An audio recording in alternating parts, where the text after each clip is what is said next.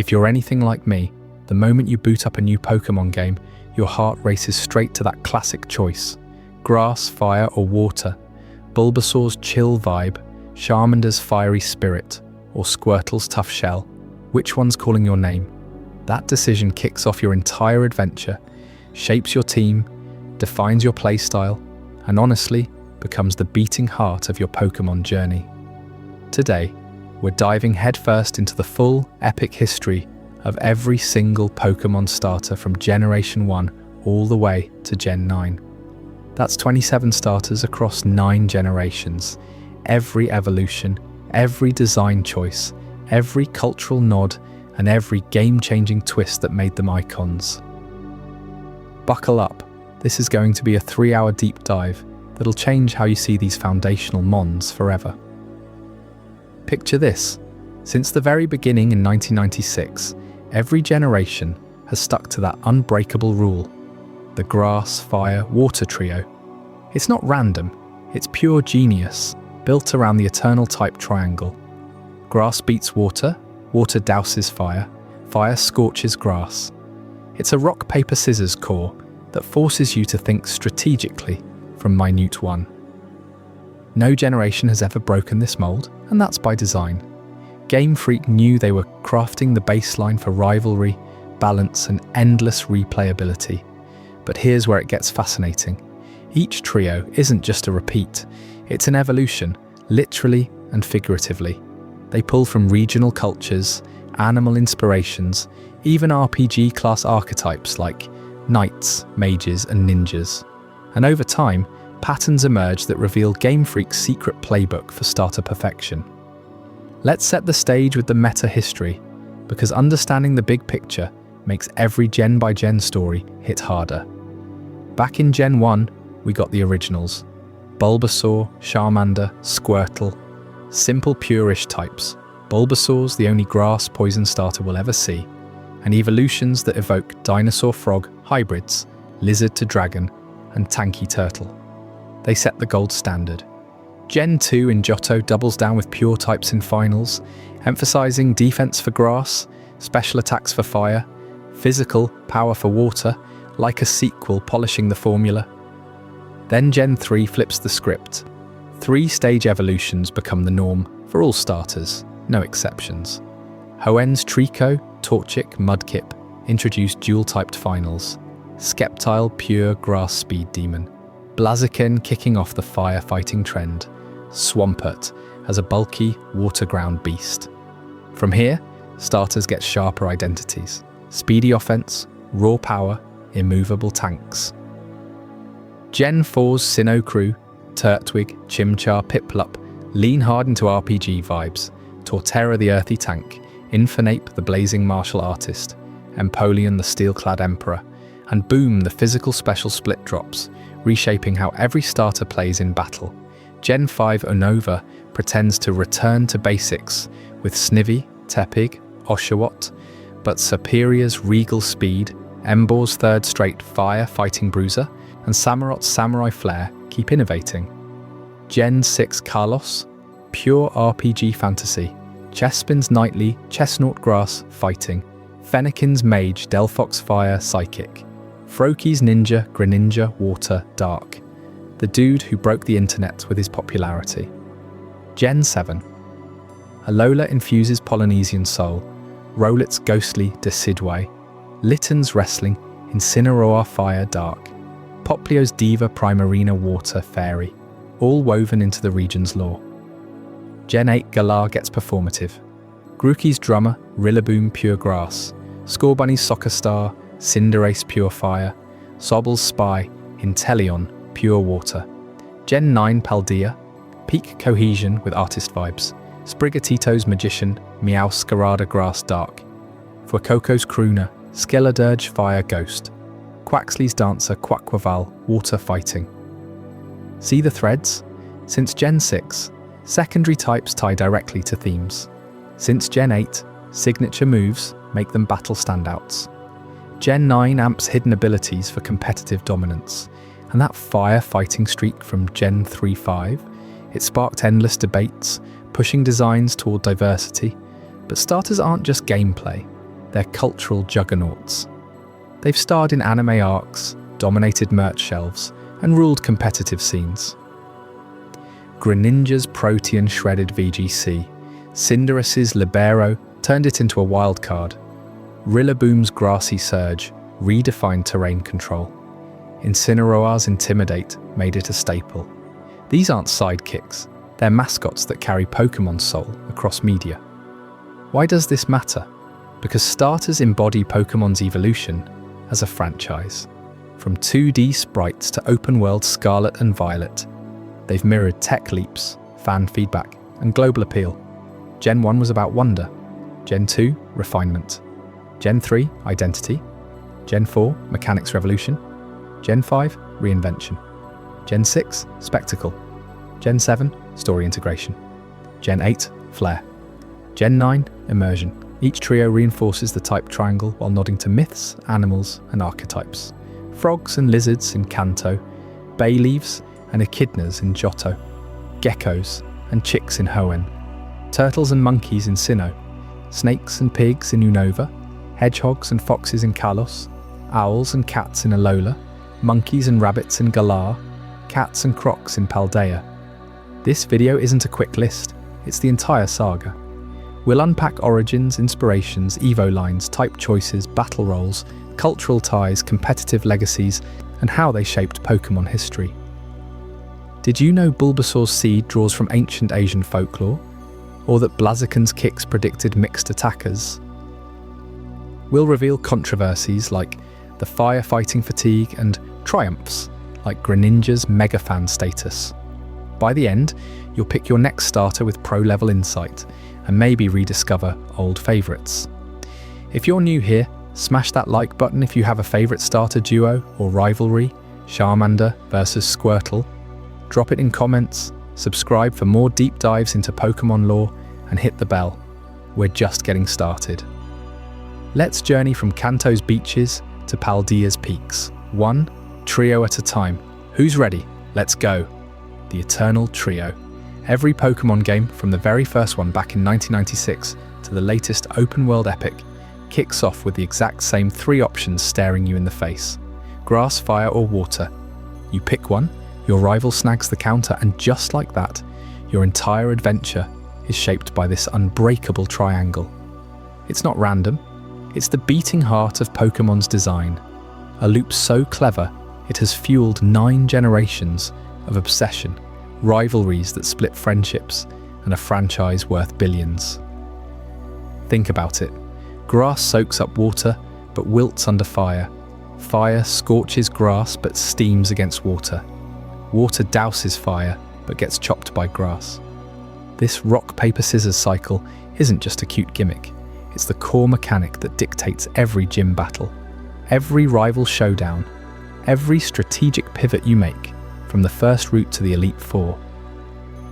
Game Freak baked it into the DNA of Pokémon from day one, ensuring no matter how the world expands with fairies, dragons, or steels, these starters always anchor the type chart's foundation.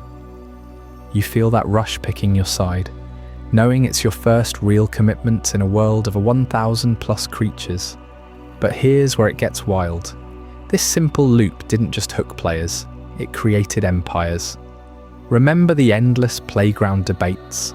Bulbasaur kids versus Charmander loyalists, Squirtle tanks holding the line. Those arguments turned into lifelong loyalties, with fans tattooing their favourites, cosplaying evolutions at conventions, and dropping thousands on merch. Pokémon's revenue? Over $100 billion worldwide, and starters drive a huge chunk of it. Special edition plushies, anime episodes centering their journeys, even trading cards where a single Greninja card can fetch 5 figures. That triangle sparked billion-dollar rivalries because it made the choice personal. Your starter isn't just a Pokémon, it's your avatar, your team captain, the one that carries you through 40 hours of grinding if you're loyal. You know that feeling when you boot up a new game, stare at the trio and your heart skips? That's engineered genius. Game Freak knows exactly what they're doing. They've stuck to this formula across every region. Kanto's classics, Johto's pure types, Hoenn's brawlers, all the way to Paldea's performers, because it works. It creates instant stakes. Pick grass and you're the underdog against fire gyms early on. Go fire and water elites will humble you later. Water? You bulldoze fire but dread that Venusaur sweep. This loop forces you to build around weaknesses, trade for coverage, or just embrace the rivalry with your screen-mirroring friend who picked the wrong one. And it powers more than battles. It's the narrative engine too. Your starter evolves alongside you, mirroring your growth from newbie trainer to champion. That bond? It's why players name them after themselves or loved ones. It's why fan art explodes online the second new ones drop. This triangle has turned pixels into passions, breeding communities where Team Charmander forever is a badge of honor. Loyalties run so deep that polls still rage over the best starter ever, with votes in the millions. It's not hype, it's a cultural phenomenon born from 3 types in a perfect circle. Now dig deeper, and you'll see how this eternal trio evolved into something even bigger. The mascots of entire worlds. Each generation's starters aren't generic. They embody their region's soul. Kanto's dinosaur turtle lizard vibe screams classic adventure. Johto goes pure and primal, like a spiritual sequel. Hoenn brings the heat with fighters and tanks. Sinnoh layers on RPG archetypes, knights, mages, emperors. Unova nods to samurai and showman. Kalos, straight up, knight, mage, ninja classes. Alola weaves Polynesian myths into ghosts and wrestlers. Galar performs with drummers, strikers, spies. Paldea dazzles as magicians, singers, dancers. These aren't accidents. Game Freak crafts them as cultural icons, tying into local legends, festivals, even school life in the latest games. From humble sprites in black and white pixels, they've grown into global superstars. Take Greninja from Kalos Water Dark Ninja Frog that exploded in popularity, dominating anime arcs, competitive scenes with Protean shenanigans and merch shelves. Or Incineroar, the smug wrestling cat whose heel persona stole hearts and tournaments alike. Cinderace, the soccer ace with libero flipping types mid-match. These final evolutions aren't just strong, they're characters with stories. They've starred in movies, led Pokémon Go raids, even inspired real-world fashion lines. That grass fire water loop gave them the platform, but their designs turned them into icons you root for like athletes. What makes this trio eternal is how it adapts without breaking. Early gens had 2-stage lines, but since Hoenn, every starter gets a full 3-stage glow-up, letting them scale from cute babies to legendary threats. Gen 6 onward, those secondary types pop, fighting on fires for brawlers, psychic for mages, ghost for spectral vibes, all matching archetypes, signature moves since Galar, drummers booming Ike Marumble, magicians vanishing with Flower Trick, hidden abilities crank competitive viability, grassy surge turning fields green, unaware ignoring stats. It's a masterclass in evolution, literally. This loop also sparked controversies that kept the conversation alive. That fire-fighting trend from Blaziken to Emboar. Fans loved the power but cried repetition, pushing Game Freak to diversify with Dark, Ghost, Psychic later. Yet it proved the formula's flexibility.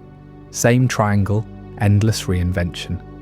Starters went from battle fodder to narrative linchpins, like in Alola, where they tie into Kahuna trials, or Paldea, where they strut in Academy tales. They've become media juggernauts. Ash's Charizard defining the anime, merch empires with Decideway hoodies. Outselling rivals, VGC teams built around Rillaboom's surge, you can trace Pokemon's billion-dollar empire straight back to this choice screen. That split-second decision launches rivalries, your superior versus their Samurott, endless replays to fix your pick. It builds loyalties that span decades, with Gen 1 kids now adults maining Fuecoco for nostalgia kicks. Fans mod games to mega evolve their faves. Write fanfics where Empoleon conquers worlds, or theorycraft why Chestnut's the ultimate knight. This triangle isn't static, it's a loop that generates content forever. Picture the design meetings at Game Freak. They start with the trio, then theme it to the region. Johto's defensive grass, speedy fire echo, bulky water. Sinnoh's physical special split flips rolls overnight. Turtwig tanks physically. Piplup specials into Steel Emperor glory. Unova resets with basics, but sneaks in Embor's wrestler bulk. Carlos triples down on classes, birthing Delphox's psychic flames. Each tweak reinforces the loop while innovating, keeping you coming back. Why else would Sword and Shield sell 26 million copies? Grookey's drumsticks, Scorbunny's kicks, Sobble's stealth, pure rivalry fuel? And the payoff? Starters as mascots elevate regions to icons. Torterra's continent back evokes Sinnoh's myths. Primarina's arias capture Alola's seas. Meowscarada's tricks scream Paldean flair. From pixel art to photoreal models in Scarlet and Violet, they've evolved with tech. Mega skipped most, but Ash Greninja filled the gap. G-Max pumped Gala power. Competitive scenes worship them. Libero Cinderace dodging bans. Greninja's Protean legacy. It's why starters define Pokémon. They're the gateway drug to the obsession. This eternal trio powers everything because it's simple yet profound. It creates choice paralysis that's pure joy, rivalries that bond communities, loyalties that print money. Grass, fire, water, the loop that started it all, turning kids into lifelong fans and a Japanese RPG into a global titan. But to truly grasp why this formula became unbeatable, we have to rewind to where it all began. Up next in Chapter 2, Gen 1, the Kanto originals that set the gold standard and launched a revolution you won't believe survived intact. Stick around. You're about to see the baseline that every starter since has chased.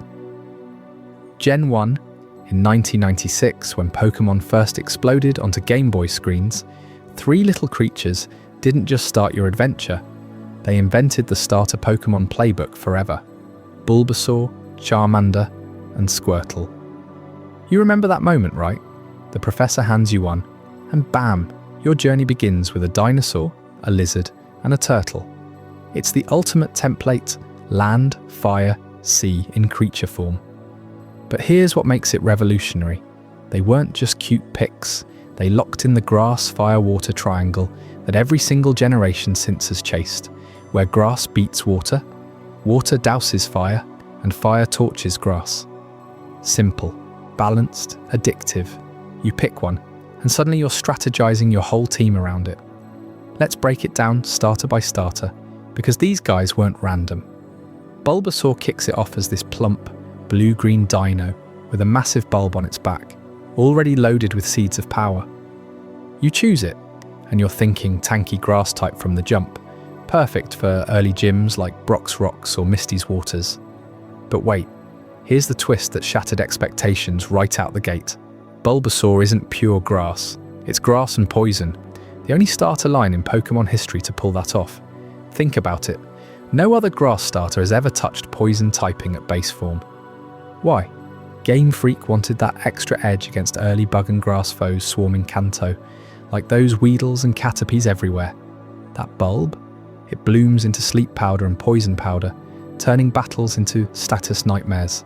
You hit foes with Leech Seed, drain their life while yours heals, pure dominance. Now evolve it, and the blueprint explodes. Ivysaur hits at level 16, still dino-esque but buffer, that bulb cracking open like it's ready to rumble. Then Venusaur at 32, massive frog tank monster with a flower the size of a dinner table, over 2 meters tall, weighing 220 pounds. It's grass poison, through all stages, pumping out solar beam nukes after a charge, or razor leaf slicing teams apart. This line screams endurance, high HP, solid defenses, and that poison sting lingering forever. You ever run a Venusaur through Victory Road? It's a wall that laughs at special attacks, but that poison twist, it broke norms instantly. Future grasses went pure or added fighting, ground, whatever, never poison again. Bulbasaur dared to be different, setting a precedent that starters could bend rules while holding the core types. Shift to Charmander, the fiery lizard that steals hearts every time. Tiny orange flametail, determined eyes.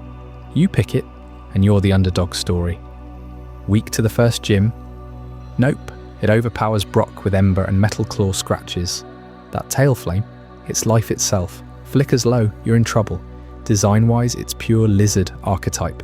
Sleek, agile, built for offense. Evolved to Charmeleon at 16, wings budding, attitude spiking. Then Charizard at 36, boom, Dragon Rush beast. Fire flying now, 1.7 meters of raw power, 200 plus special attack. Flamethrower melts ice, Earthquake from TM stomps grounds, and Fly carries you across Kanto skies. Remember catching legendaries? Charizard's your ace, but it's fragile. Low defenses mean you play aggressive or die trying. This line birthed the Rushdown Firestarter. Fast, frail, devastating. Every fire since nods to it, chasing that dragon fantasy. Squirtle rounds the trio as the shell-clad turtle, cool under pressure. You select it for that unbreakable vibe. Early water gun hoses Brock. Withdraw tanks hits. Blue, squat, with massive goggles-like eyes. It's the reliable pick for newbies. Evolve to Wartortle at 16, speed picks up, tail spins like a propeller. Blastoise at 36, Shellbeast legend. 2 shoulder cannons blasting Hydro Pump, 190 attack, and defense stats making it a juggernaut. Over 1.6 meters, 198 pounds of armored fury. Bite for coverage, Surf for dominance. Blastoise carried so many red and blue runs. It's the tank template, bulky water that soaks damage and drowns foes. No secondary type here, pure water muscle. Together, they cement the dinosaur lizard turtle mold.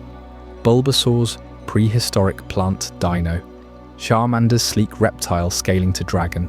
Squirtle's aquatic reptile fortress. It's no accident, Satoshi Tajiri drew from childhood bug hunting, fusing dinosaurs and lizards with elemental powers to mirror real-world rock, paper, scissors. You bootstrap your team, Bulbasaur farms status, Charmander blasts gyms, Squirtle surfs oceans. But the real genius, their evolutions reveal the 3-stage blueprint that Gen 1 pioneered. Middle forms bridging cute to colossal. Frog Tank for Bulba, Dragon Rush for Char, Shellbeast for Squirt. Every stage up stats predictably. Base around 300 BST, finals hitting 500-530. Venusaur bulks to Special Tank, Charizard sweeps skies, Blastoise cannons everything. This rhythm hooked players, grind levels, watch them transform, feel the power grow. Dig deeper, and Gen 1 starters weren't just gameplay. They shaped culture.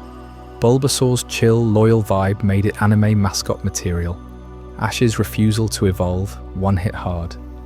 Charmander's abandoned rainy scene. Tears for days, teaching loyalty. Squirtle's orange islands glow up as blasty. Iconic. Competitively, pre-physical, special split. They balanced perfectly. Venusaur's Solar Beam ruled Sun teams, Charizard's Fire Spin trapped foes, Blastoise's Mega Punch surprisingly punched out. Post-Gen 2, with Split they adapted, Charizard's Physical Fly boomed, Blastoise tanked forever. But why Baseline Revolution? Because they defined the type triangle's soul. Grass starter always starter bulky with recovery. Fire speedy offender, water defensive powerhouse. No dual types except Bulbasaur's Outlier and Charizard's Flying Gift. Finals mostly pure, Evos linear. Game Freak playtested this in Japan. Kids picked Charmander most for cool factor, but Bulbasaur won long-term ease. Red and Blue sold millions on this choice alone.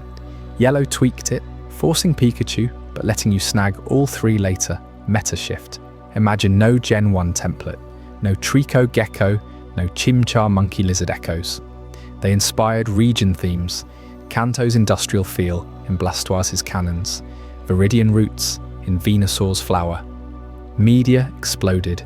TCG starters dominated early sets. Super Smash Bros. Charizard pioneered fighters. Even merch, Bulbasaur plushes outsold others for cuteness. Fast forward, remakes honoured them. Fire Red Leaf Green added running shoes, but kept core intact. Heart Gold Soul Silver let you revisit as Johto sequel bait. Let's Go Pikachu Eevee 3Dified them beautifully, Blastoise's shell gleaming, brilliant diamond shining pearl echoed with turtle nods. But Gen 1's edge, raw simplicity, no megas yet, no Gigantamax, just pure growth. You know that rival pick? Always your weakness. You take Bulbasaur, he grabs Charmander. Forces adaptation. That's genius design, mirrors real rivalries. Stats-wise, Bulbasaur edges early totals at 405 BST line, Charmander lags at 405 too, but spikes late. Squirtle balances 405 across. Perfect parity. Twist payoff, Bulbasaur's poison. It countered Kanto's bug glut. Weedle lines everywhere needed stun spore, poison sting. Future gens ditched it for purity, but it proved starters could hybridize boldly. Venusaur's still viable today in Sun squads with growth sweeping. Charmander's Dragon Dream. Charizard's only pseudo-legendary starter feel. 5 for 34 BST. Flying added aerial scouting, essential pre-HMs. Squirtle's Shell. Blastoise's Rapid Spin predated meta needs, clearing hazards before hazards. This trio birthed mascots. Elite Four battles hinged on counters, Hall of Fame flooded with them. 1996 Japan launch, kids lined blocks for cartridges, starters fueling hype. Deeper lore, Bulbasaur's bulb from birth. Charmander hatches tail lit, Squirtle clan-based. Pokédex entries poetic. Venusaur flower needs sun. Charizard melts mountains. Blastoise pressure 4,000 horsepowers. Anime arcs. Charmander rescue episode loyalty lesson. Squirtle squad comedy gold. Bulbasaur clutch Avos. Competitive legacy. RBY meta. Blastoise hyper offense king. Venusaur status spreader. Trading card game. Base set holographics. Charizard chased fortunes. Merch empire. Charizard most printed, but Bulbasaur chill king. Gen 1 set Evo blueprint. 3 stages mandatory post Gen 2, but pioneered here. Middle Evos transitional beasts. Charmeleon rage mode. Wartortle swimmer. Impact on series every gen echoes. Hoenn's Mudkip turtle nod. Sinnoh's Turtwig shell homage. You picking Gen 1 now? Emulators or switch ports? Feels timeless. But hold up, what if they changed? Fan theories. Bulbasaur pure grass? Weaker early. No poison? Boring. Design secrets. Ken Sugimori, art evolved.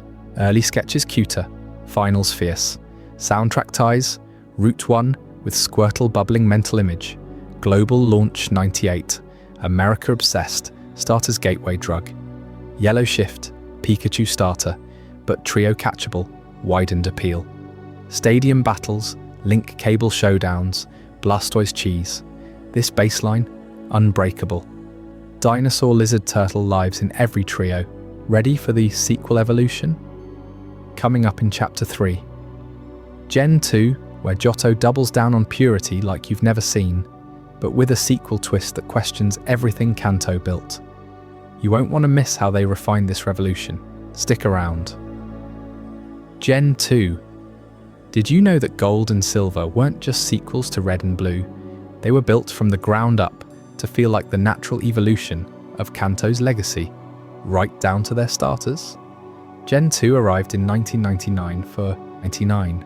Japan bringing Chikorita, Cyndaquil, and Totodile into the world. And what they did next would set a gold standard for purity that no other generation has fully matched. Think about it. Kanto's trio, Bulbasaur, Charmander, Squirtle, kicked off the whole phenomenon, but Bulbasaur carried that grass poison typing from day one, giving it an edge against certain foes, but complicating the perfect type triangle. Fire beats grass, water beats fire, grass beats water. Simple, right? Gen 2 said, "Hold my Pokeball," and delivered the purest monotype final evolutions ever. No secondary types muddying the waters. Meganium, pure grass. Typhlosion, pure fire. Feraligatr, pure water. These weren't experiments. They were a deliberate homage to Kanto, stripping away extras to honour the original formula while cementing unbreakable gameplay identities. Let's start with Chikorita, the leafy little defender, that greets you in New Barktown. You pick it up from Professor Elm, this adorable Chikorita-inspired creature, part herbivore dinosaur, part walking salad bowl, with a sprout on its back that sways like it's ready for a breeze. Evolve it to Bayleaf at level 16, gaining those sturdy leaf collars that scream tankiness, and then at 32, boom, Meganium. Majestic sauropod-like grass type, neck arched high, petals blooming around its neck like a natural shield. Base stats: a whopping 80 defense and 100 special defense, making it the ultimate wall. In Gen 2's metagame, before the physical special split shook things up, Meganium soaked hits with moves like Reflect, Light Screen, and Synthesis for recovery. It wasn't about raw power, it was defensive grass perfected. You'd set it up against fire types breathing down your neck, watching it stall them out while your team repositions. Players loved how it echoed Venusaur's bulk, but purified it. No poison drawbacks, just pure resilience. And get this, in the anime, Ash's rival picks Chikorita early on, showing how it captured hearts as the gentle giant of the trio. Now flip to Cyndaquil, the spiky fire mouse that ignites on your back. This one's all about that special fire roll, flames bursting from its back the second you let it out. Evolving to Quilava at 14 adds speed and those fiery quills, then to Typhlosion at 36 unleashes the beast, a volcanic badger with blazing eyes and a special attack of 109. Pre-split era means fire moves like Flamethrower, and Fire Blast hit on the special side, letting Typhlosion nuke grass types from afar. But it wasn't just a fence, that 100 speed kept it dancing around threats. Cyndaquil honoured Charmander by keeping the lizard fire motif, but went pure no flying or dragon whispers. Imagine surfing Kanto's waters post-game, your Typhlosion melting legendaries like Ho-Oh or the roaming beasts. In competitive play back then, it shredded with Eruption for massive damage at full HP. You felt unstoppable, like you were wielding Kanto's Fire Spirit Reborn, but sharper, hotter, uncontaminated. Fun fact, Cyndaquil's design draws from Echidnas and Shrews, tying into Johto's traditional, folklore-heavy vibe. Think ancient fire spirits guarding the land. Then there's Totodile, the chomping water starter that bites harder than it looks, grinning from ear to ear, jaws like a baby croc ready to clamp down. This one's physical water through and through. Evolve to Croconaw at 18, bulking up those arms, then Feraligatr at 30 turns it into a 105 attack monster with 100 speed and massive HP. Surf, Waterfall, Crunch. These moves hammered on the physical side, even before Gen 4's split formalised it. Feraligatr didn't dance around, it smashed faces, especially fire types weak to its raw power. Pure water typing meant no ground weakness from Swampert later on, just straight dominance over Typhlosion mirrors.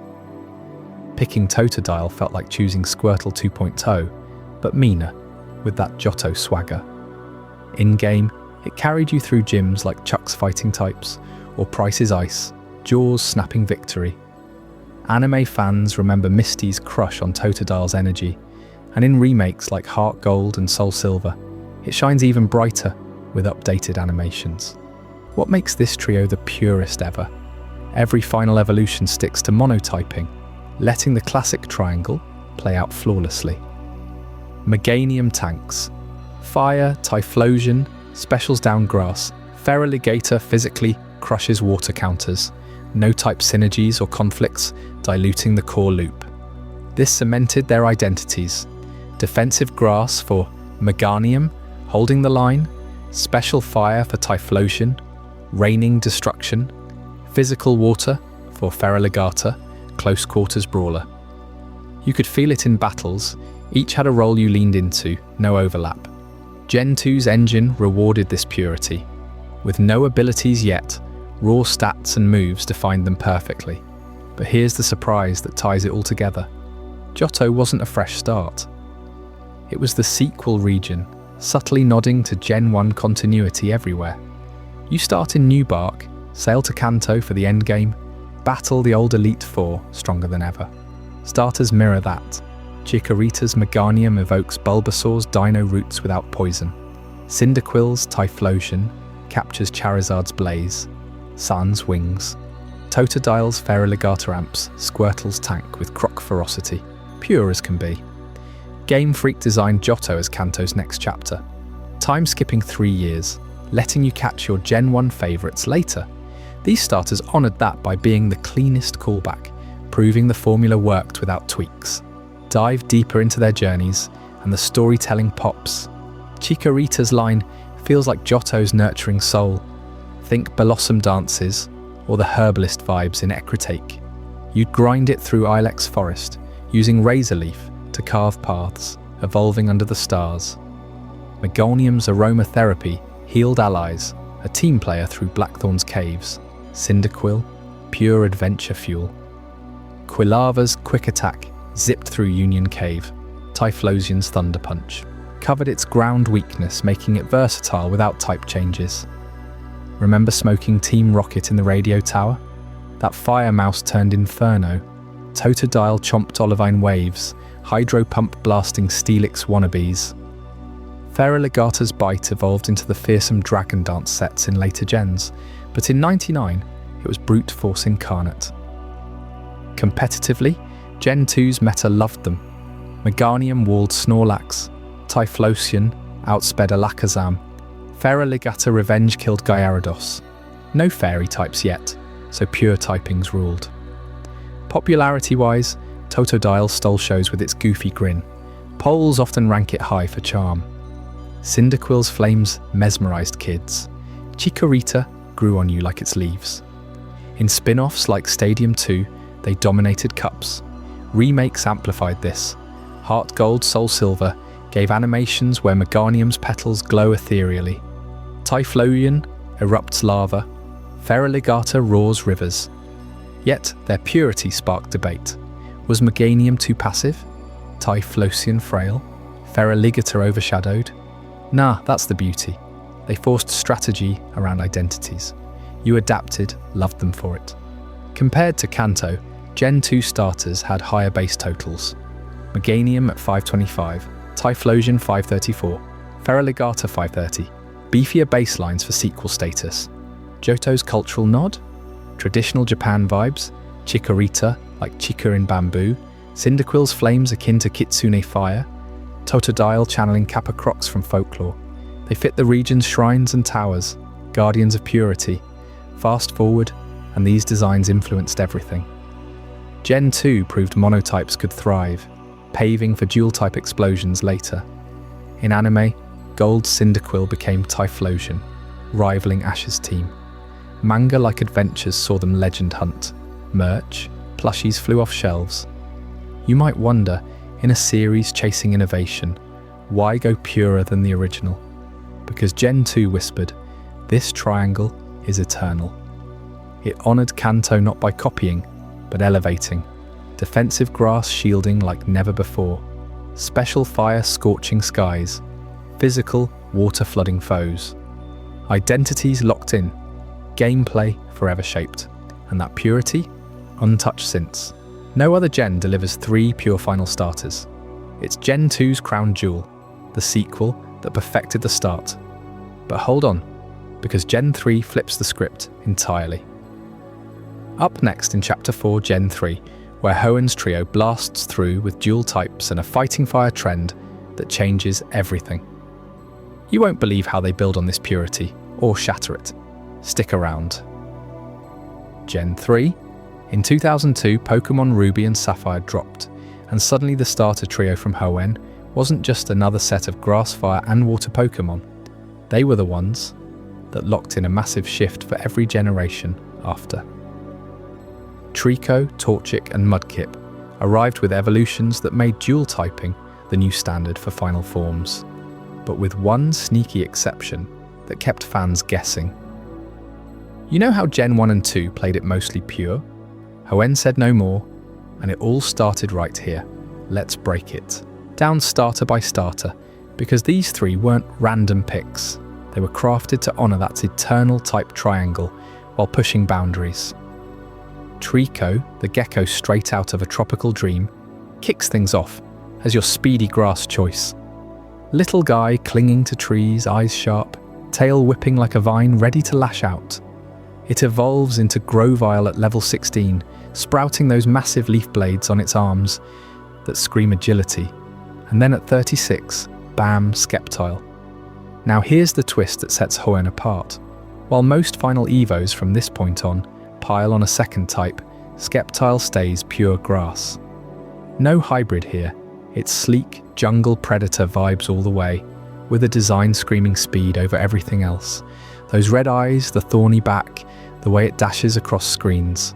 It was built to outspeed threats and chop them down before they blink. Fans loved it for that raw, untamed feel, like Hoenn's wild rainforests come to life. But hold on, because Torchic flips the script in a way that ignited endless debates. This fluffy chick hatches as pure fire, all innocence with its tiny flames. Evolve it to Combusken at 16, and you get a scrappy fighter with kicking legs that hint at the powerhouse ahead. Then level 36 hits, and out comes Blaziken, fire and fighting, the very first fire starter to go hybrid like that. Those massive thighs, the martial arts stance, the blazing head feathers. It's a kickboxing rooster from hell. This wasn't just a type combo, it sparked huge early design arguments. Why pair fire with fighting? Some said it broke the type triangle purity, making it weak to water, but now also flying and psychic, which felt risky. Others argued it fit Hoenn's theme of dynamic battles in a region full of volcanoes and dojos. Game Freak was experimenting, testing if fans would embrace a fire type that punched as hard as it burned. And guess what? It worked, but not without controversy. Magazines like Nintendo Power ran letters from kids furious about the change, while competitive players hailed it as a mixed attacker dream. Blaziken kicked off what became the infamous firefighting trend, setting the stage for Infernape and Emboar later. You pick Torchic thinking cute fire chicken, and you end up with a beast that redefines offense. Then there's Mudkip, the mudfish that nobody saw coming as a tank legend. Starts as this adorable blue blob with a fin tail, pure water at heart. Marshtomp at 16 adds ground typing early, turning it muddy and bulky. And by 44, Swampert emerges, water ground juggernaut. Massive arms, that glaring fin crest, built like a swamp wrestling champion. It's the perfect counter to Blaziken's flashiness. Where the fire starter goes offense, Mudkip goes pure bulk. Absorbs electric attacks thanks to ground, resists rock, and hits like a freight train with earthquake. Hoenn's starters weren't just visually distinct, they carved out gameplay identities that made choosing one feel like picking a playstyle. Sceptile for blistering speed to sweep teams, Blaziken for raw offensive power, blending kicks and flames, Swampert for soaking hits and dishing physical punishment. You felt it in every battle. Pick grass, you're zipping around. Fire, you're comboing stab moves like Blaze Kick. Water, you're the immovable wall. This dual-type consistency, Sceptile pure as the outlier, but Blaziken and Swampert hybrid was no accident. Game Freak wanted to evolve the formula post-Johto's Purity Fest. Gen 2 kept final single-typed for that sequel simplicity, but Hoenn screamed innovation. Ruby and Sapphire introduced double battles, contests, and a whole new region inspired by Japan's Kyushu Island. Volcanic, coastal, lush. The starters mirrored that. Trico's forests, Torchic's fiery peaks, Mudkip's marshes. But the real genius? They reinforced the type triangle perfectly. Grass beats water, but Sceptile's speed lets it revenge kill Swampert before the bulk kicks in. Fire owns grass, Blaziken torches Trico despite flying weakness. Water edges fire, but Swampert grounds Blaziken's electric counters. It was balanced chaos, making your starter pick matter more than ever in Ruby and Sapphire's massive Pokédex. Dig deeper, and you'll see how these designs sparked those early debates beyond just Blaziken. Forums buzzed. Why keep Sceptile pure when the others hybridize? Some theorized it honored Gen 1's Bulbasaur purity. Others said it was to preserve Grass's underdog speed roll without complicating it. Competitive scenes exploded too. Before the physical, special split in Gen 4, Blaziken dominated special sweeps, with Fire Blast while physical Sky Uppercut wrecked. Swampert was the meta king. Earthquake Hydro Pump combo unstoppable. Sceptile? It shone in speed tiers, Leaf Blade crits galore. Players traded strategies like crazy. Run Blaziken with bulk up for late game sweeps, or Swampert Mud shot to slow Sceptile. Your choice shaped your entire run, turning Hoenn into the first region where starters felt like signature team anchors. And the animal inspirations? Trico's Wood Gecko agility, Torchic's combative chicken evolving into Crane Fighter, Mudkip's axolotl Mudskipper mashup. They grounded the fantasy in real-world flair.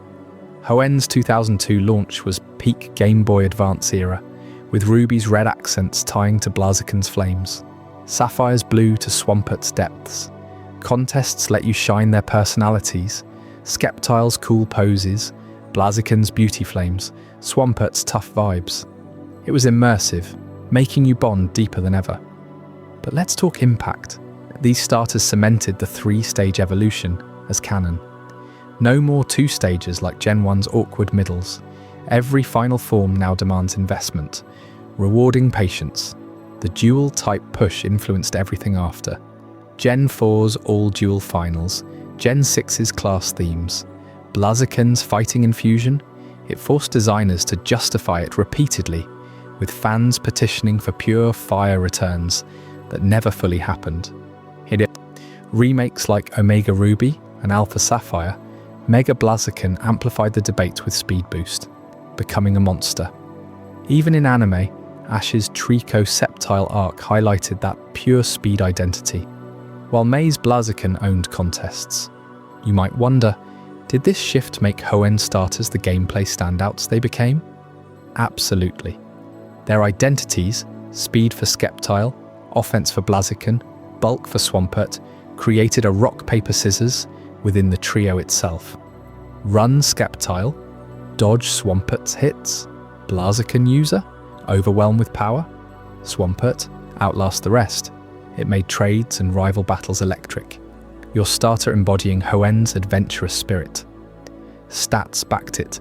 Sceptile's 120 base speed tops charts, Blaziken's 130 attack screams Berserker, Swampert's 110 HP and defense scream Endurance. No wonder they outsold merch, dominated leaderboards. Fast forward and echoes linger. Sword and Shield Cinderace nods to Blaziken's athleticism, Scarlet and Violet's Quaquaval to Swampert's power dance. But Hoenn birthed it all, proving dual types could enhance without breaking the triangle. Debates raged, sure, petitions hit thousands against firefighting dominance, but it evolved Pokémon design, making starters more than types, archetypes. Those early arguments, they humanized Game Freak. Interviews revealed Torchic's line drew from karate chickens in folklore, fitting Hoenn's blend of nature and martial culture. Sceptile's purity kept grass simple, amid dual overload. Swampert grounded water in earthiness. In doubles, Swampert protected Blaziken. Sceptile scouted, synergy on point. Replay Ruby today and feel that rush-picking Mudkip, watching it tank Steven's Metagross, or Torchic blazing through Brawly. These weren't baselines, they elevated. Hoenn's trio taught us starters could define metas, spark passions, shift paradigms. Which is why, when Gen 4 rolled into Sinnoh with Turtwig, Chimchar and Piplup, they doubled down on dual types and RPG flair. But that's a story of tanks, martial artists, and emperors that cranks everything up. Stick around for Chapter 5, Gen 4, where the physical, special, split turns these identities into total game changers. You won't want to miss how it explodes the formula. Gen 4, in 2006, Pokémon Diamond and Pearl dropped a starter trio so perfectly tuned for epic RPG showdowns that they felt like they leaped straight out of a fantasy novel. Turtwig, Chimchar, and Piplup weren't just cute Pokémon. They were blueprints for a tank, a martial artist, and an emperor.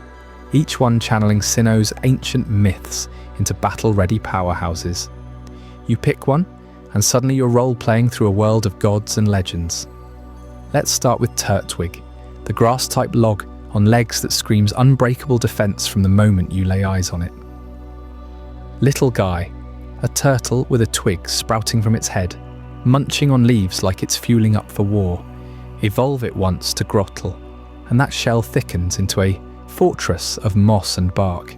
But hold on, because Torterra, the final form, is where the tank archetype explodes into full glory.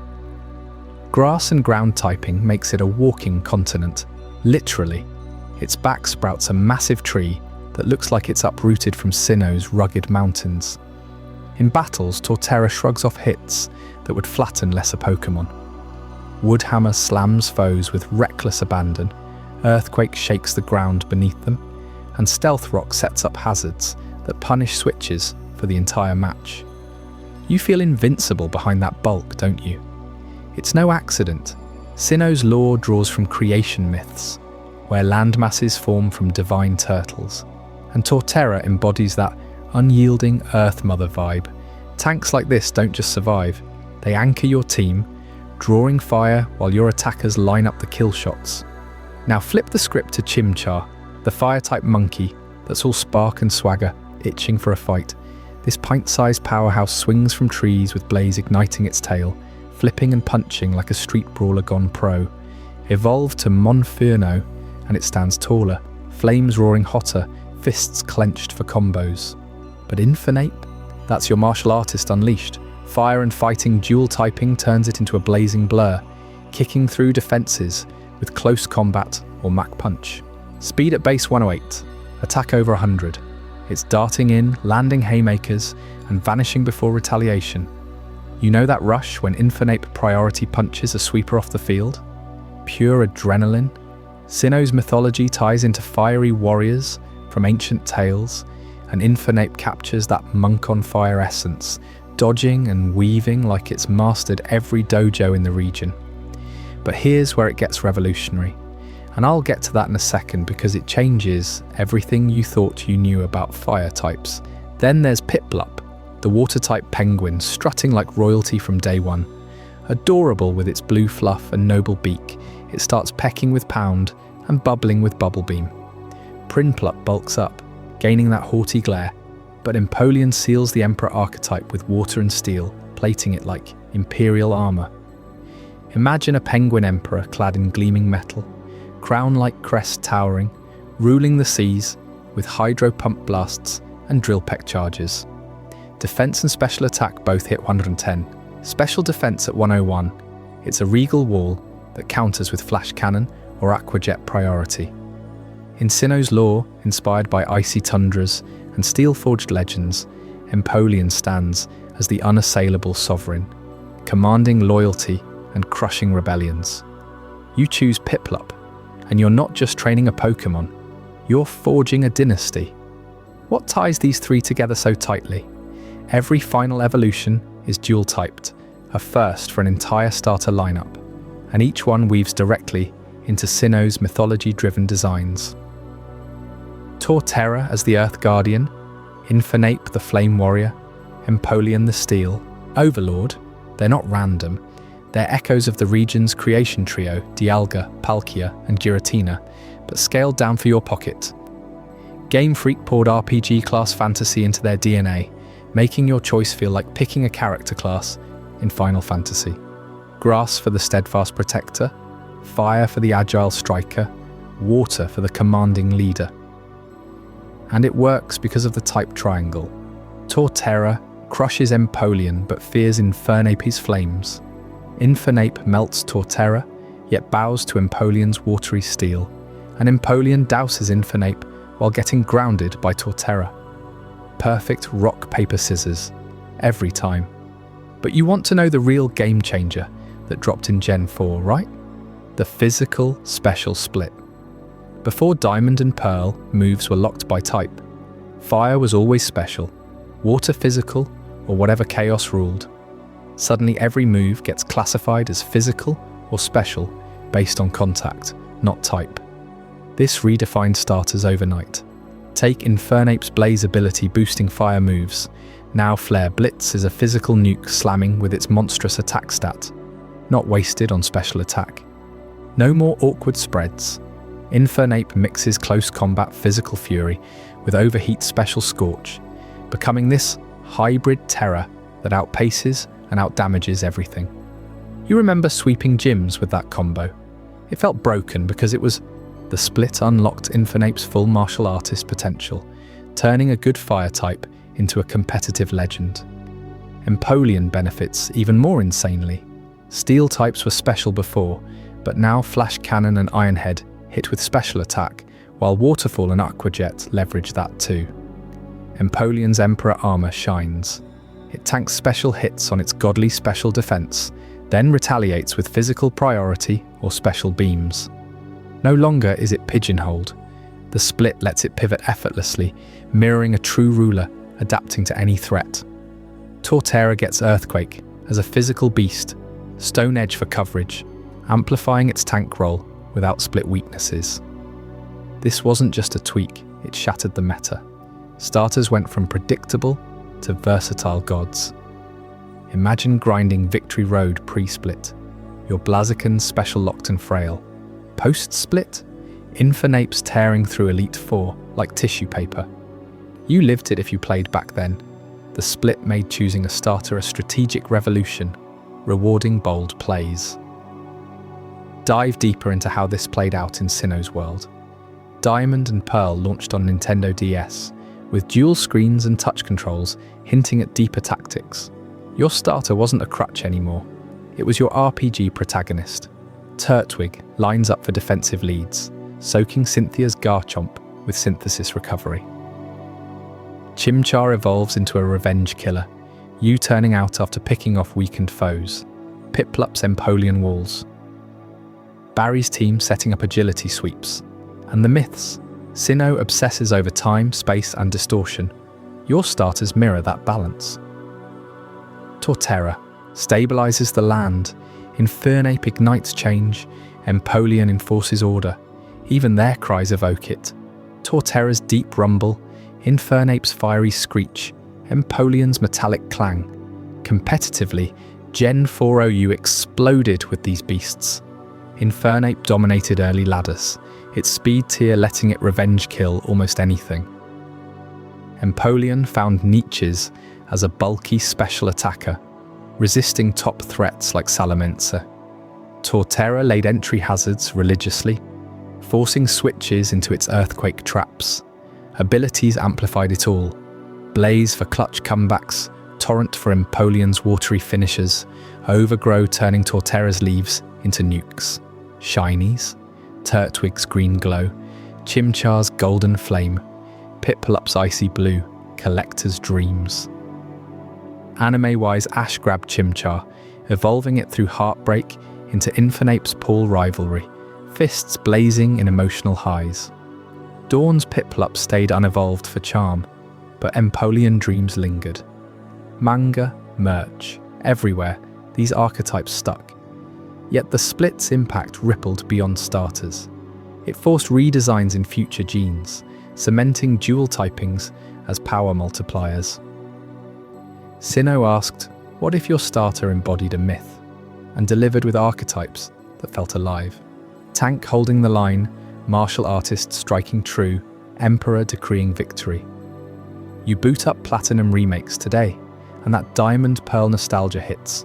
Your Turtwig tanking, Lake Acuity, Infernape speed blitzing Matt Coronet, Empoleon piercing Distortion World.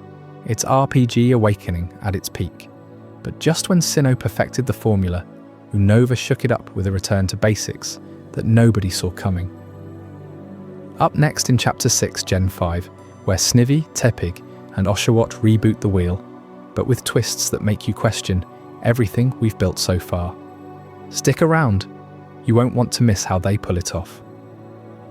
Gen 5. By 2010, Pokémon had exploded into a global phenomenon, but fans were hitting a wall of fatigue after 4 generations of escalating complexity. Enter Generation 5, Unova's bold reset button with Snivy, Tepig and Oshawott. the starters that promised a return to roots in an entirely fresh Pokédex. No more relying on your old Kanto favourites. These three were your only companions from the start in Black and White, forcing you to explore 150 brand new Pokémon without a single carryover. It felt revolutionary, didn't it? Like wiping the slate clean and rediscovering that pure thrill of your very first starter choice. Moment. You're in Nuvema Town, the world feels vast and unknown, and Professor Juniper hands you one of these sleek, untested rookies.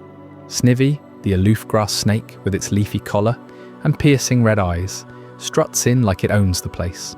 Tepig, that chubby little fire piglet with its curly tail aflame, oinks with infectious energy, and Oshawott, the bashful water otter clutching its Skullcop shell like a shield, ready to prove itself.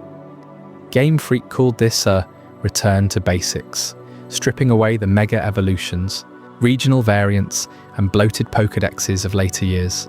No, this was pure, unadulterated Pokémon adventure in a region inspired by New York City, all towering skyscrapers and urban grit.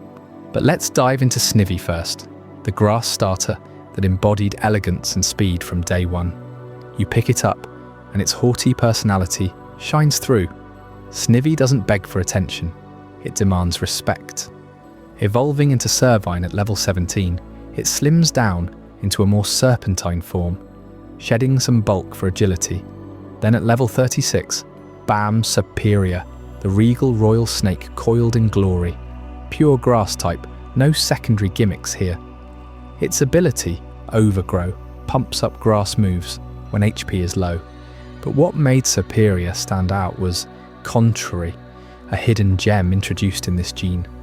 Pair it with Leaf Storm, and instead of losing special attack, it skyrockets, turning a risky move into a stat-boosting monster. Superior's design screamed aristocratic speed demon. Long, flowing body like a feathered serpent from ancient myths, with that leafy cape fluttering as it hypnotizes foes with glare. In battles, you felt unstoppable, weaving through opponents at 110 base speed, the fastest fully evolved starter grassline yet.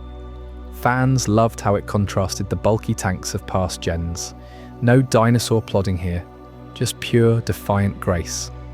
Now, shift to Tepig, the underdog fire pig that captured hearts with its earnest charm. Starting as this adorable pink porker, its flame charge evolution into Pignite at level 17 adds arms and a wrestler's build, hinting at the powerhouse to come. Then Emboar at 36, massive boar-headed brutes with flaming eyebrows and a belly full of fury, fire fighting typing, just like Blaziken and Infernape before it. Here's where the backlash ignited. This was the third straight fire starter, evolving into a fire-fighting behemoth, and fans cried foul. Repetitive, they shouted on forums like Bulbagarden and Cerebi, after Blaziken's kickboxing flair and Infernape's blazing monkey martial arts. Did we really need another Porky Puncher? Emboar's 110 base attack and reckless ability supercharged moves like Head Smash, making it a glass cannon that could OHKO threats, but critics slammed its design as lazy.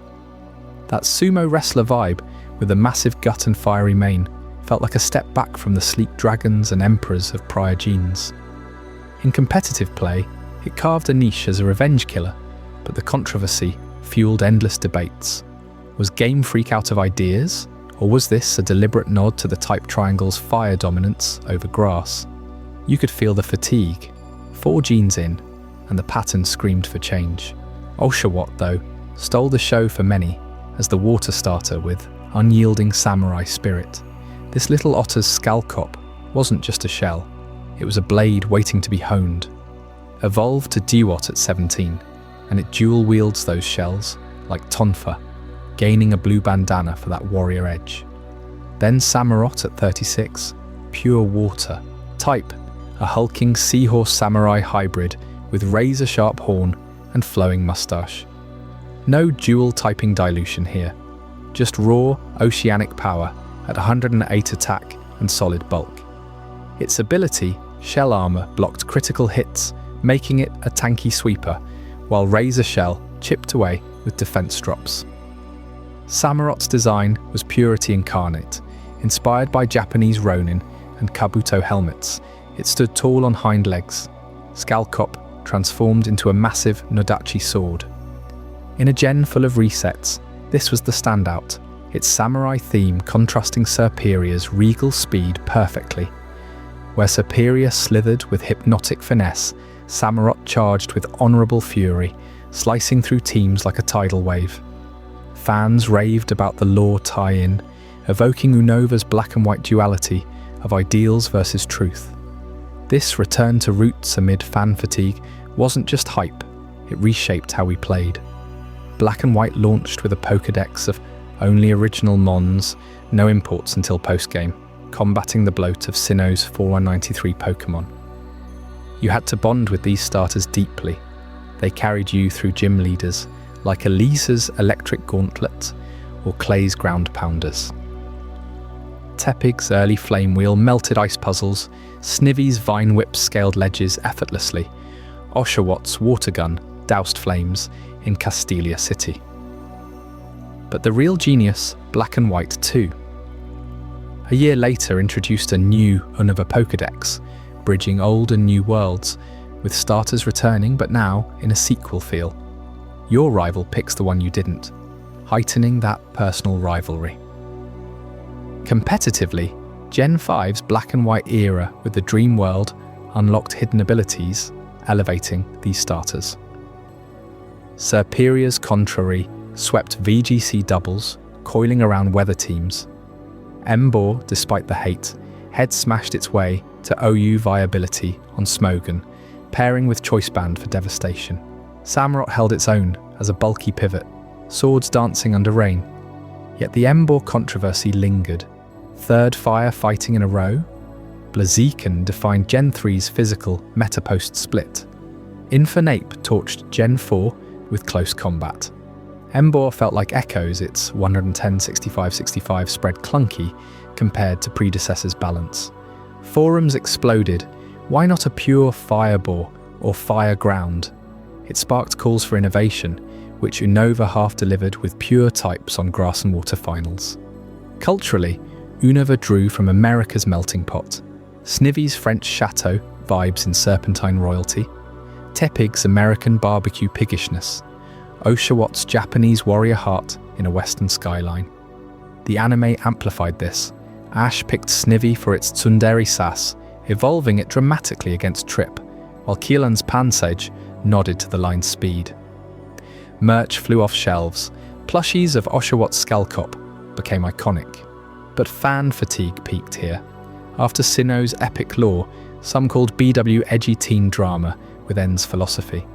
Starters grounded it, reminding you why you fell in love. That trio choice sparking endless what-ifs. Let's break down the Evo. Journeys deeper, because you lived them. Snivy to Servine, shedding innocence for Sleek Hunter. Servine to Serperia, the King's Coronation. Leafstorm, now a scepter of doom. Tepig's arc mirrored underdog tales. Pignite's boxing gloves, foreshadowing Emboar's sumo slams, Heat Crash exploiting heavy foes. Oshawott's path was poetic. Dewott's dual shells teaching discipline. Samurott's solo blade, symbolizing mastery. Stats told stories too. Serperia's 75-75-95 defenses made it deceptively sturdy. Emboar's raw power offset by speed woes. Samurott's 108-95 bulk anchoring teams. In hindsight, Gen 5's Backlash birthed evolution. That repetitive firefighting cry pushed Game Freak toward bolder types ahead. Serperia's purity let it shine in remakes like Brilliant Diamond, where speed ruled. Emboar got redemption in Pokémon Unite as a beefy brawler. Samurott's Samurai Soul inspired fan art explosions, contrasting Serperia's aloof queen. Two blades of Unova, one swift, one steadfast. You felt the fatigue, right? Scrolling past Sinnoh's dual-typed spectacle, craving simplicity. Unova delivered, but Emboar's flames fanned the flames of change. These starters weren't just picks, they were the spark reigniting passion in a fresh world. And just when Unova simplified the formula, Gen 6 cranked it into 3D overdrive, with knight, mage, and ninja vibes that would redefine popularity forever. What twisted genius made one of them a mega fan icon overnight? Stick around for Chapter 7, Gen 6. You won't want to miss how it flips the script. Before we dive deeper into this incredible journey, I'm curious, where in the world are you watching this from? Drop a comment below and let our global community know. And if you're finding this as mind-blowing as I am, hit that like button to help more people discover this story. Gen 6. In 2013, Pokémon X and Y burst onto the scene as the very first fully 3D mainline games, transforming how we saw our starters forever. You know that moment when you pick your first partner on Lumiose City's glittering streets? Chespin, Fennekin, or Froakie didn't just feel like Pokémon anymore. They embodied straight-up RPG classes straight out of your favourite fantasy epic. Knight, Mage, Ninja. Game Freak channeled medieval Carlos vibes, inspired by France's chateaux and fairy tales, into these adorable yet epic designs that had us grinding levels like it was Final Fantasy. Let's start with Chespin, the spiky little grass-type knight in training. Chestnut with its massive cheek nuts, doubling as a shield. Right from the jump, it's built like a frontline defender, ready to bash foes with Woodhammer. As it evolves into Quilladin, at level 16, those quills harden into proper armour, turning it into a medieval squire clanking through forests. But the real glow-up hits at level 36 with Chesnaught, a grass-fighting behemoth towering over 7 feet tall. That secondary fighting type, it's a twist that breaks the mould of pure grass tanks. From earlier gens, no more just soaking hits. Chesnaught spikes enemies with pin missile barrages, then slams them with Drain Punch for that sweet recovery. In those shiny 3D models, you see every thorn glint, every muscle flex as it poses like a royal guard. Players loved how it fit Carlos's elegant, yet brutal battles, especially in doubles where its spiky shield ability punishes attackers right back. You could feel the weight of its Chestnut army vibe, a nod to loyal soldiers defending the throne. Now shift to Fennekin, the fire-type mage straight from a wizard's tower. This fluffy fox kit starts with ember spells flickering from its massive ears, which look like spellcasting Froakie. Evolving to Braixen at level 16, it grabs that twig wand, twirling it like an arcane staff to unleash fiery Psybeam precursors. Then, Delphox at level 36, Fire Psychic, standing tall with a fur coat like flowing robes and flames dancing in its stick like eternal magic fire. Here's where the diversification shines. Instead of another fire-fighting brawler clogging up the meta, Delphox taps into Carlos's new psychic energies, blending Flamethrower with Psychic Blasts and Future Sight setups. In 3D, those animations pop, the wand ignites with particle effects, embers swirl hypnotically. You battled with it and felt like a sorcerer queen, especially with its magic guard ability, ignoring passive damage. Fans raved about its special attacker role, hitting over 150 base special attack while shrugging off status. It was mage fantasy perfected, tying into Carlos' mystical fairy-type debut. But Froakie, that slippery water-type ninja, stole hearts from the first trailer. With its frubble-covered body and tongue scarf, it's pure shadow operative, launching bubble barrages like Shuriken. Evolves to Frogadier at 16, gaining speed and those exploding frubble orbs for ninja bombs. Then level 36 delivers Greninja Water Dark, the ultimate spotlight hog. That tongue as a scarf, the sleek frog ninja pose in 3D, unmatched. Its Protean ability, later mimicked by Cinderace, switches types per move, making it a chameleon assassin. Water Shuriken rains down priority hits, while Dark Pulse echoes through the night. Carlos's 3D engine made Greninja's animations legendary. Fluid leaps, shadowy trails, tongue whips snapping like blades. It exploded in popularity overnight.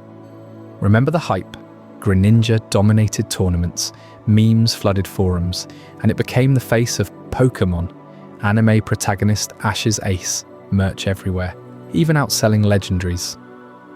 That water dark typing demanded the spotlight, flipping the script on predictable water tanks into a speedy revenge killer. You picked it, and suddenly everyone wanted Battle Bond's shiny Ash Greninja with its massive water shuriken.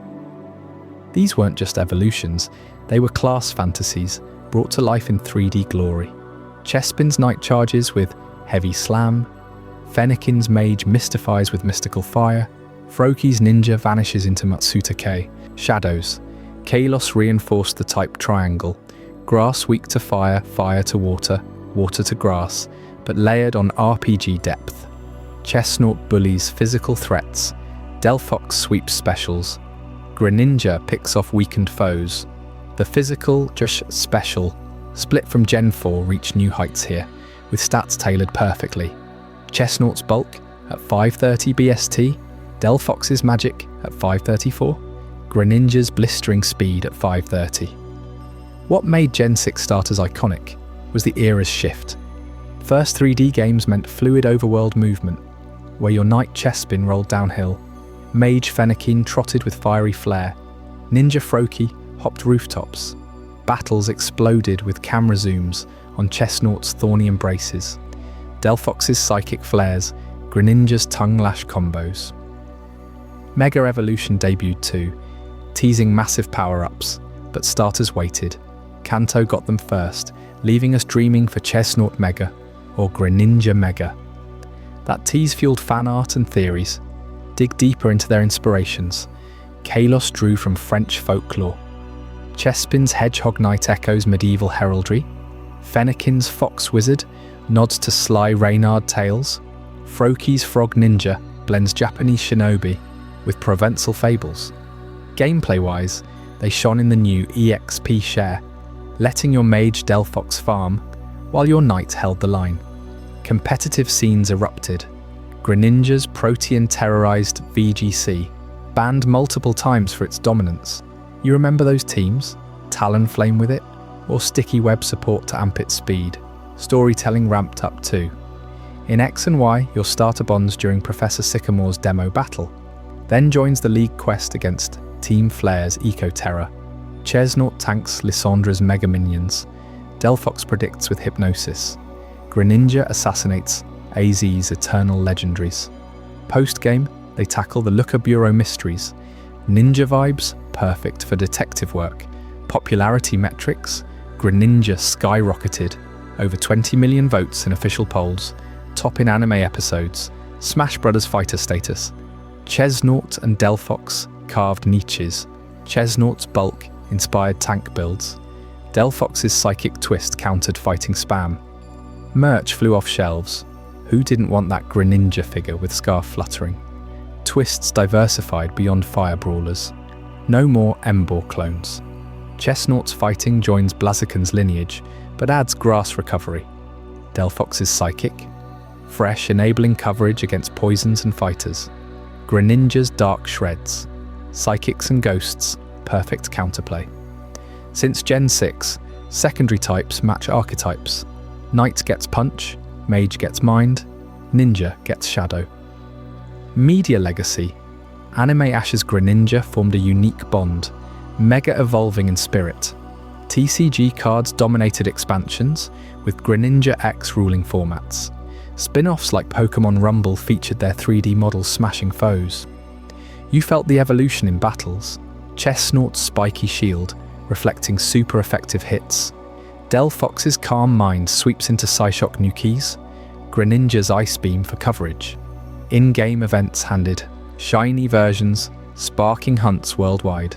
Kalos starters set a new bar for immersion. Walking through Prism Tower, your Froakie leaping beside you.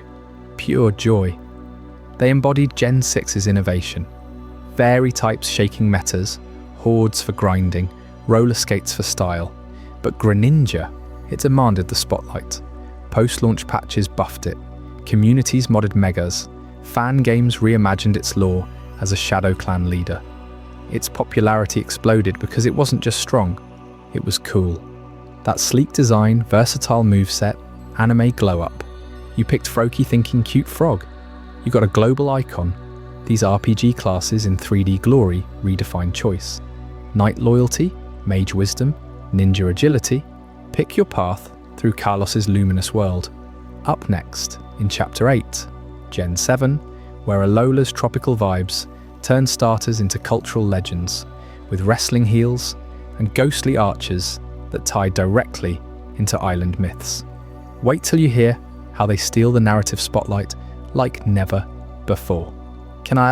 What if I told you that in 2016, Pokémon didn't just drop a new region, it infused its very soul with ancient Polynesian myths, turning 3 unassuming starters into legends that haunted islands, dominated rings, and sang siren songs. Welcome to Generation 7, Alola's cultural epic, where Rowlet, Litten, and Poplio weren't just your picks at the professor's lab. They became the beating heart of a story drenched in island lore. Picture this. You're on sun-soaked beaches, volcanoes rumbling in the distance, and ancient Tapu guardians watching your every move. Alola wasn't your typical Pokémon region, and neither were its starters. Kukui, the laid-back professor with a wrestler's build, hands you one of these 3, but they're no ordinary trio. They're woven from Hawaii's vibrant tapestry, pulling from native birds, fire rituals, and sea chants that echo through generations. Rowlet, the fluffy owl-like grass starter, nods to the pueo, Hawaii's sacred short-eared owl, a harbinger of spirits in Polynesian tales. Litten, that sleek black kitten with a fiery pouch, channels the fierce felines of island folklore and pro-wrestling flair. And Poplio, the bubbly sea lion pup, bounces with the rhythm of hula and mo'olelo, those epic chants of gods and monsters. But you know what makes this gen explode? These little guys evolve into finals that shatter expectations. Rowlet puffs up into Dartrix, a haughty archer with leaf blades sharper than obsidian, then blooms into Decidueye, the grass ghost stalker of the shadows. Forget the usual bulky grass tanks or speedy serpents. Decidueye is an ethereal hunter, cloaked in a feathered hood, like a spectral warrior from ancient Hawaiian night marches. Its spirit shackle pins foes forever, trapping them in a ghostly quiver arrow straight out of Moe dragon legends. You pick Rowlet thinking cute, but you're unleashing a phantom bowman who breaks the grass-type mold, infusing it with otherworldly vibes that make battles feel like forbidden rituals under the stars.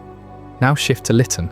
This fire starter starts scrappy, rubbing its fiery sack to spark embers, evolving into Torracat, a bipedal fighter with bell-like flames ringing like war drums. But Torracat's final form? Incineroar, the fire-dark behemoth, a hulking heel wrestler with abs of steel and a roar that shakes the arena. Inspired by sumo and pro-wrestling icons, but rooted in Polynesian fire dances and volcanic gods like Pele, Incineroar grabs opponents in brutal grapples, unleashing darkest lariat to shred through defenses. It's not just power, it's showmanship, taunting you with a smirk before the pinfall. And here's where Alola peaks. These starters aren't sidekicks, they anchor the entire narrative. In Sun and Moon, you bond with one as it grows alongside you, facing the Ether Foundation's chaos and ultra beasts invading from other dimensions. Your starter stands with legendaries like Tapu Koko, embodying Alola's Kahuna trials, where island challenges test your spirit. Poplio steals the spotlight next. This water starter juggles water balloons like a circus act, evolving into Brionne, a graceful performer with watery honks. Then Primarina, the water fairy diva whose voice weaponizes ocean songs. Drawing from Ningyo sirens and Polynesian merfolk tales, Primarina lounges on shells, belting sparkling aria that heals allies, while drowning foes in bubbly doom. Her oceanic ballads twist sound into hypnotic waves, a siren call that lures you into fairy-type elegance. No clunky tanks here. Primarina's ethereal grace breaks water trends too, pairing it with fairy for a melodic menace that dances through battles like a forbidden hula. You see the pattern? Rowlet, Litten, Poplio weave Polynesian lore straight into their Ghost Archer, Wrestler Brute, and Siren Enchantress finals. It's no accident. Game Freak dove deep into Alola's real-world inspirations, blending Hawaiian, Samoan, and Maori elements to make these Evos feel alive with cultural pulse. Decideway's ghostly camouflage evokes the Night Marchers, those marching spirits who demand respect or doom. Incineroar's dominance screams Pele's fury, wrestling flames into submission holds. Primarina's songs, pure Mo'olelo magic, where chants summon storms or soothe souls. But the narrative peak hits hardest when these starters tie into Alola's core story. Remember the kahunas? Each island trial pits you against them, and your starter evolves right in the thick of it, powering through totem Pokémon like the massive Araquanid or Vikavolt. It's personal. Your Rowlet might haunt the shadows of Akala's lush jungles, Litten scorch Melemele's beaches, Poplio serenade Ula Ula's haunted shores. And at the pinnacle, the League, your final Evo faces the Elite Four, but Incineroar especially shines. Why? Z-moves. Gen 7 introduced these crystal-powered Ultras, and Incineroar with Firium Z unleashes Inferno Overdrive, a blazing cataclysm that torches entire teams. Or Malicious Moonsault with Darkinium Z, a wrestling moonsault from hell. Suddenly your heel cat is a competitive titan. Intimidate dropping foes' attacks, while Blaze ignites comebacks. Think about it. Before Alola, fire starters like Blaziken or Infernape were brawlers, but Incineroar flips the script to a Dark-type showman, dominating VGC tournaments. Players stacked teams around it, pairing with Tapu Lele for insane pressure. Decideway's long-reach arrows poked without recoil. Primarina's water bubbles walled physical threats. These weren't just mons, they boosted Alola's meta, with Z-moves turning any starter into a nuke. You boot up Ultra Sun or Moon, pick Litten, and by champion time, Incineroar's flexing on How's Decideway or Gladion Silvally. It's epic. Yet the revelation that seals Gen 7's genius? Decideway and Primarina shatter-type trends, with pure ethereal vibes, Grass Ghost, unheard of before, ditching Poison or Ground for spectral synergy that lets it hit Psychic super effectively, while phasing through normals. Water Fairy, no more ground clunkers like Swampert. This is a special sweeper, with misty terrain blocking status. Voice Blast's piercing steals. Incineroar keeps the fire dark edge, but amps it with wrestler charisma. Together, they reinforce the type triangle. Grass weak to fire, fire to water, water to grass. But with cultural twists that make battles poetic. Dive deeper. Rowlet's design nods to the Hawaiian petrel, a seabird tied to navigation gods. Evolving at night markets, its ghostly shift, perfect for Alola's moonlit adventures. Litten's fire sack mimics oil lamps from ancient voyages, fueling Torracat's boxer stance before Incineroar's ringmaster roar. Poplio's balloon tricks, inspired by competitive breath-holding contests in Polynesian culture, leading to Brion's honk and Primarina's operatic arias that could shatter glass or hearts. In the anime, Ash grabs Rowlet, and it becomes his quirky ace, dodging with Feather Dance while battling Tapu Koko. Incineroar, Gladion's powerhouse, evolving mid-battle to crush Ultra Necrozma. Primarina, Lana's surfing songstress, syncing with Ride Pokémon for wave-riding spectacles. Merch flew off shelves, plushies of Incineroar's smirk outselling all. Competitively, Incineroar headlined Worlds teams, Z-moves dictating strategies until Sword and Shield. Alola's starters elevated the formula. Since Gen 3's dual types, Gen 7 pushed narrative integration. No more periphery, they're protagonists. Kukui's lab isn't just a pickup spot, it's where you name your partner, watch it grow through ultra-space wormholes. Z-moves weren't gimmicks, they crystallized starter power. Incineroar boosting to dominance with moves like cross-chop faking you out. Imagine grinding the battle tree, Decideway's quiver pinning legends, Primarina's aria echoing, Incineroar slamming Rayquaza.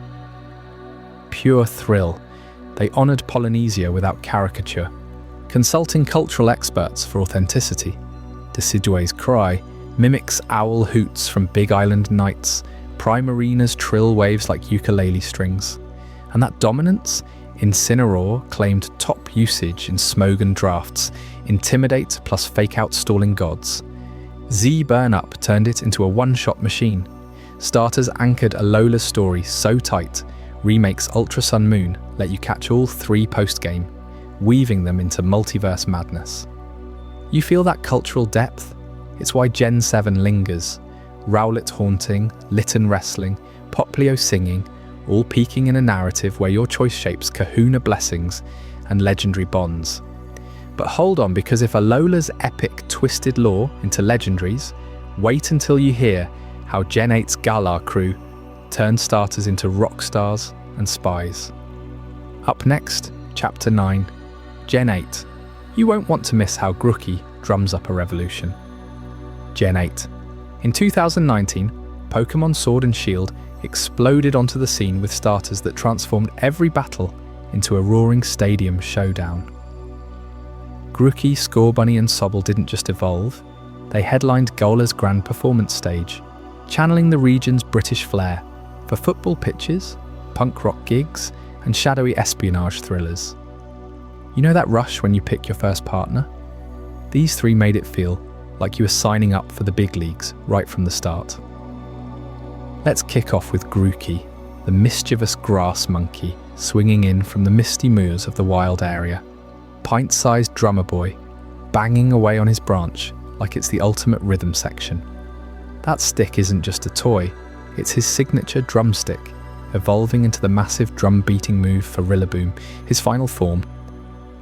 Rillaboom stands tall as a grass-type powerhouse, pure and unyielding, with a continental, drift-inspired shell on his back that screams ancient powerhouse. But here's where Galar amps it up. His Gigantamax form turns him into a colossal concert beast. G-Max drum solo, pounding foes with multi-hit grass blasts that echo through the stadium. And competitively, Grassy Surge floods the field with grass terrain on switch-in, boosting his own moves while healing the team. You could feel the meta shift. Rillaboom wasn't just a tank, he was the beat that kept your squad in sync, dominating VGC tournaments by controlling the rhythm of battle. Now, shift gears to Scorbunny, the fiery rabbit bursting out of the gates like a Premier League superstar. This little kicker starts with pyrokinetic soccer flair, head-butting balls of flame down the pitch. Evolve him through Raboot's punk hoodie phase to Cinderace, the ultimate striker whose legs are literal weapons. Fire type with a libero ability that flips his typing to match every move he unleashes. Imagine swapping to fighting for a close combat, then Ghost for a Shadow Claw, all while scorching with Pyro Ball, his signature blazing header. Galar's Dynamax arenas were made for this guy. Gigantamax Cinderace unleashes G-Max Fireball, a fiery barrage that burns through defences and leaves opponents scorched. But you want to talk competitive surge? Cinderace cemented the Galarian Meta Kings. Libero turned him into a one Pokémon wrecking crew, topping usage stats in Sword and Shield's ladder. Pros stacked teams around him, pairing that ability with choice specs for absurd coverage. Suddenly every draft picked him first. Fire-fighting striker vibes, echoing Blaziken and Infernape, but with Libero's twist making him untouchable. You pick him, and you're not just playing Pokémon, you're captaining the championship side. Then there's Sobble, the teary-eyed lizard hiding in the shadows of Galar's rainy streets. This water-type introvert starts off sobbing rivers, camouflaging into puddles to evade the spotlight. But evolve him to Drizzle, the moody pipe-smoking detective, and finally Inteleon, the sleek secret agent with retractable sniper fingers. Water-type sniper extraordinaire, firing snipe shot with pinpoint 97% accuracy, ignoring evasion like a laser-guided missile. His design screams James Bond, tailored suit frills, finger guns, and a stare that pierces souls. Gigantamax Inteleon goes full Tro 7 with G-Max Hydro Sniper, drenching foes in piercing water beams that amp up precision for the whole team. Yet here's the twist that hits you right in the feels. Inteleon's icy cool, Agent Facade hides those raw emotional Sobble origins. Remember how Sobble cries himself invisible? That vulnerability lingers in Inteleon's lore. He bottles up feelings, turning tears into tactical advantage with moves like Tearful Look to drop enemy attack. It's this hidden depth that makes him resonate. Fans latched onto the journey, from weepy kid to stoic spy, pouring out fan art and theories about his suppressed heart. Competitively, he carved a niche as a revenge killer, swift and silent, slipping past bulky walls with liquidation and U-turn. These three weren't random picks. They embodied Galar's performance ethos, where battles dynamax into colossal spectacles under roaring crowds. Grooky the drummer rallying the rhythm section, Score Bunny the striker netting impossible goals, Sobble the spy infiltrating enemy lines, all crowned with G-Max flair that made every raid feel epic. The type triangle held strong. Grass weak to fire, fire to water, water to grass, but now laced with signature moves since Gen 8's innovation. Rillaboom's drum beating speeds up allies in grass terrain. Cinderace's pyro ball scales with his blistering speed. Inteleon's snipe shot cuts through the noise. Animal inspirations. Grooky channels capuchin monkeys jamming in the jungle. Score Bunny draws from Olympic hares with football fever. Sobble evokes chameleons blending emotion and evasion. Gala itself fueled this vibe. Think Wembley Stadium meets punk rock festivals, with the Isle of Armor and Crown Tundra DLC expanding their shine. Rillaboom got grassy glide priority in terrain, turning it into a Scarfer's dream. Cinderace's Libero sparked endless debates. Was it overpowered? Absolutely, but it revived fire types in a meta drowning in waters and grounds. Inteleon, he owned Trick Room teams with his blistering 120 base speed, sniping leads before they blinked. Usage charts from Smogon and VGC tell the story. Cinderace hit over 20% in singles, Rillaboom anchored doubles cores, Inteleon lurked as the ultimate pivot. You felt it in ranked battles. Pick a Galarian starter, and you're instantly competitive royalty. But let's dig deeper into how they fit the bigger patterns we've traced. Since Gen 3, 3 stage lines locked in, dual types ramped up. Wait, Gen 8 bucks that slightly, with pure finals, doubling down on simplicity, like Gen 2's Johto throwback. No fire fighting here for Cinderace. Instead, pure fire lets Libero steal the show. Narrative ties? These starters headline the Gym Challenge, facing Leon's champion throne in a Wembley finale that feels straight out of a World Cup. Cultural nods abound.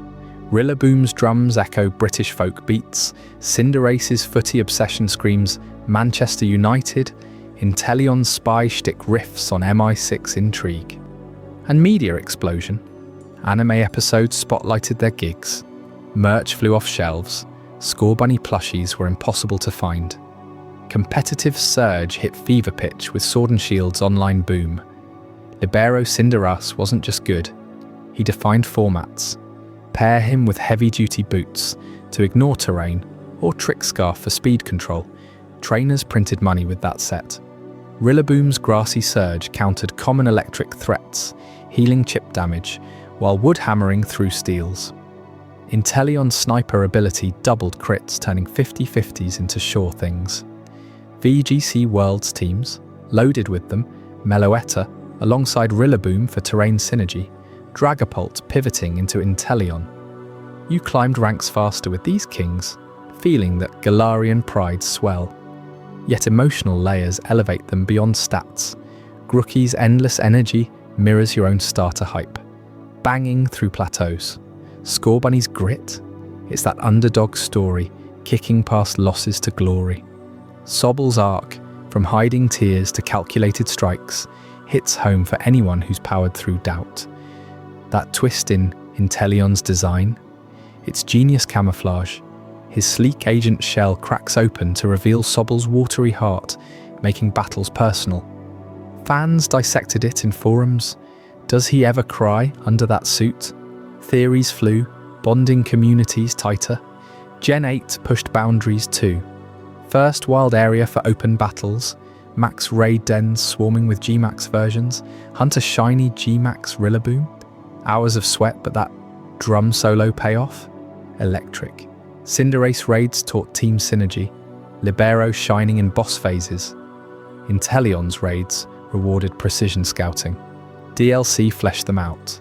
Isle of Armor boosted Evo levels. Crown Tundra lore hinted at ancient Galarian roots, tying back to Eternatus chaos. Patterns reinforce across genes. RPG archetypes evolve. Drummer Tank, Striker Glass Cannon, Spy Assassin. Signature. Moves since Gen 8 echo Gen 9's emphasis, but Galar pioneered G-Max personalities. Fire starters, still meta monsters, Libero rivaling Protean Greninja. Grass holds defensive fort, water slips through cracks. You see the lineage, from Bulbasaur's baseline to these stadium stars. As Gala's curtain falls, whispers of Paldea's encore grow louder. What happens when performers trade stadiums for open-world stages in Chapter 10? Gen 9, magicians, singers, dancers with moves that steal the show. Stick around, because their thematic explosion will leave you spellbound. Gen 9. In 2022, Pokémon Scarlet and Violet burst onto the scene with the most ambitious shake-up yet.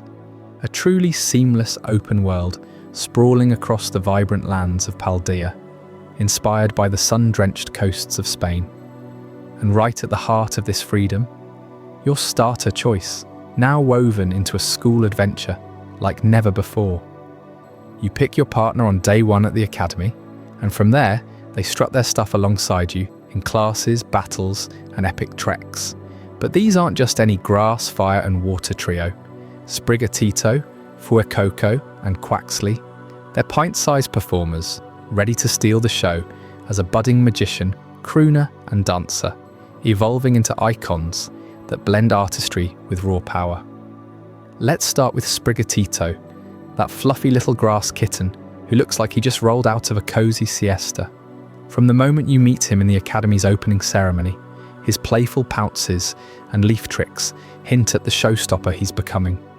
Evolve him once into Florigato at level 16, and you see the flair sharpen. A sleek feline acrobat flipping through battles with vine whips and petal blizzards. But hold on to your seat for level 36, when Florigato transforms into Meowscarada, the ultimate magician of Paldea. This grass and dark type master illusionist doesn't just fight. He dazzles with sleight of hand tricks, vanishing foes in shadows before striking with precise, unpredictable flair.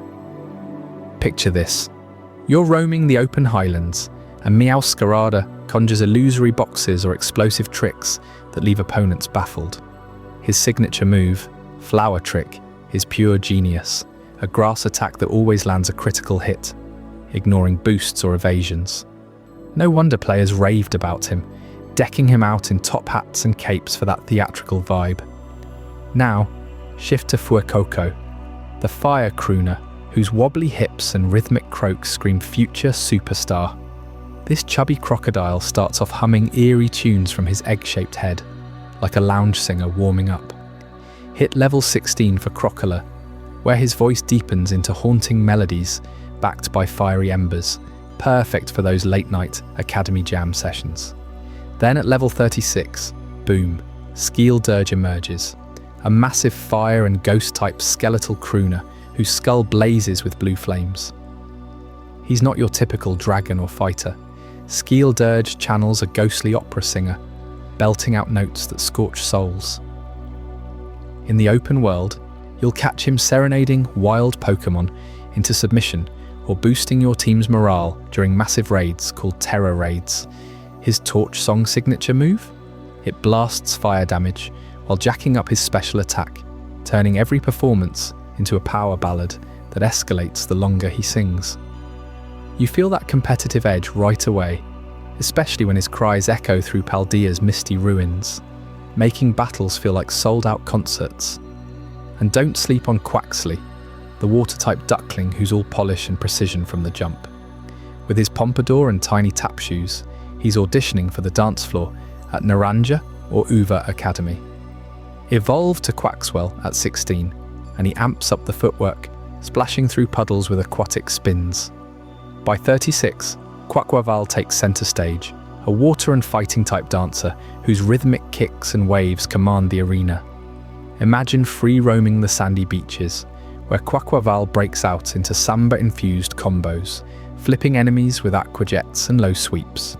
His signature, Aqua Step, slices with water power and ups his evasion, letting him glide through fights like a pro on ice. Players loved customizing his flashy outfits, turning him into the ultimate showbird who turns every gym battle into a dance-off. What ties this trio together so brilliantly?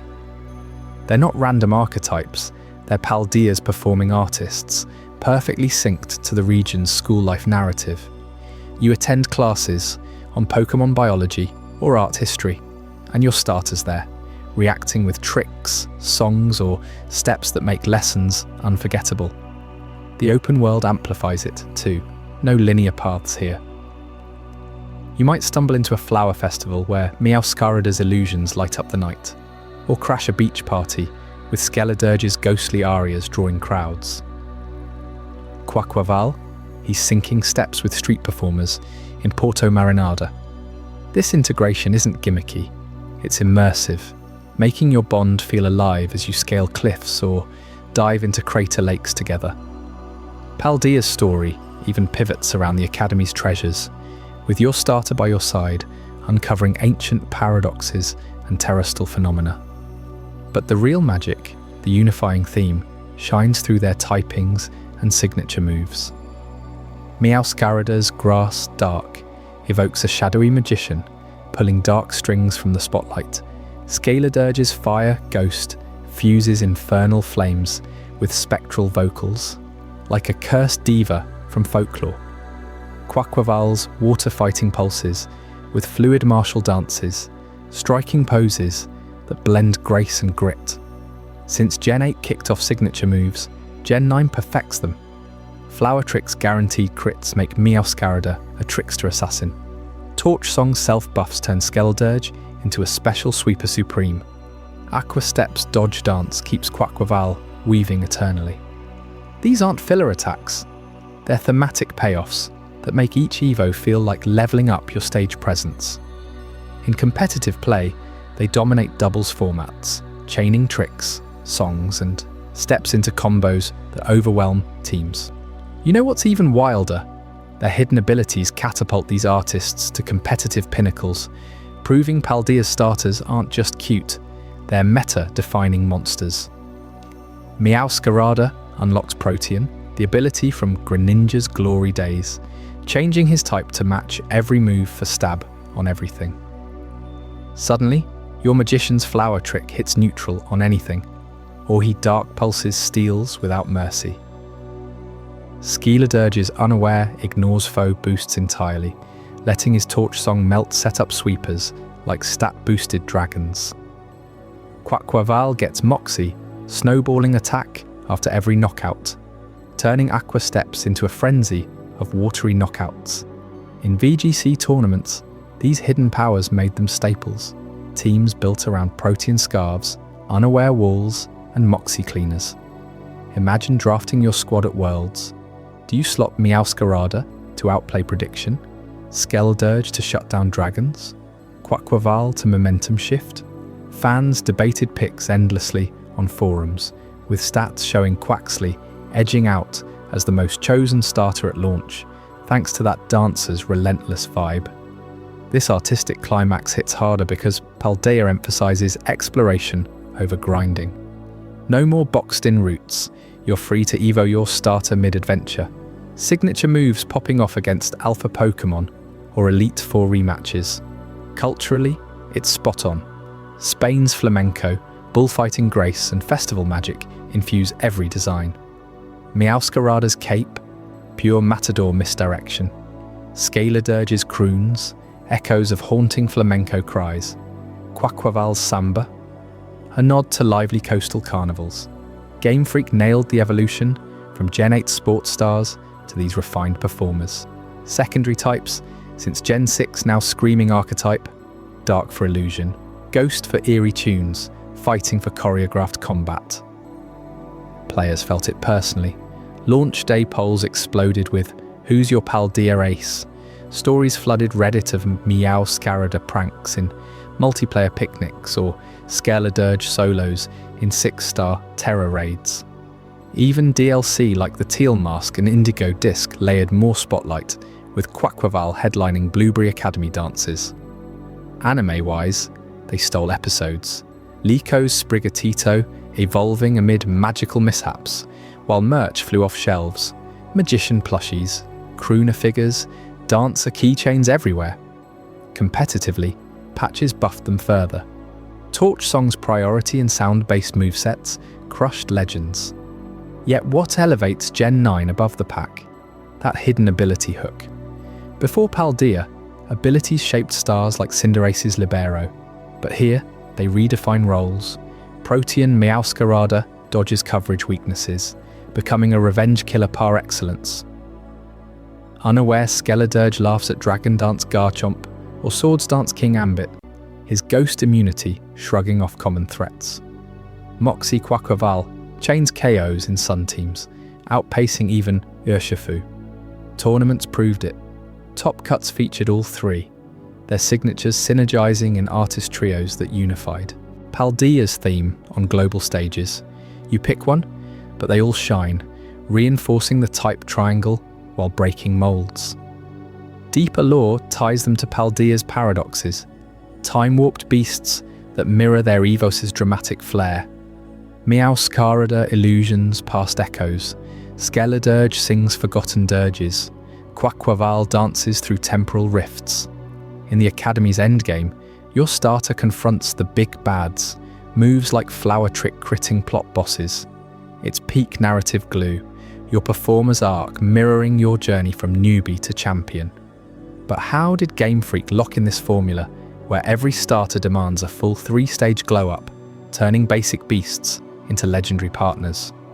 You won't want to miss Chapter 11, the 3-stage evolution mandate, where we unpack the mandate that's shaped icons, from Bulbasaur to Quaquaval.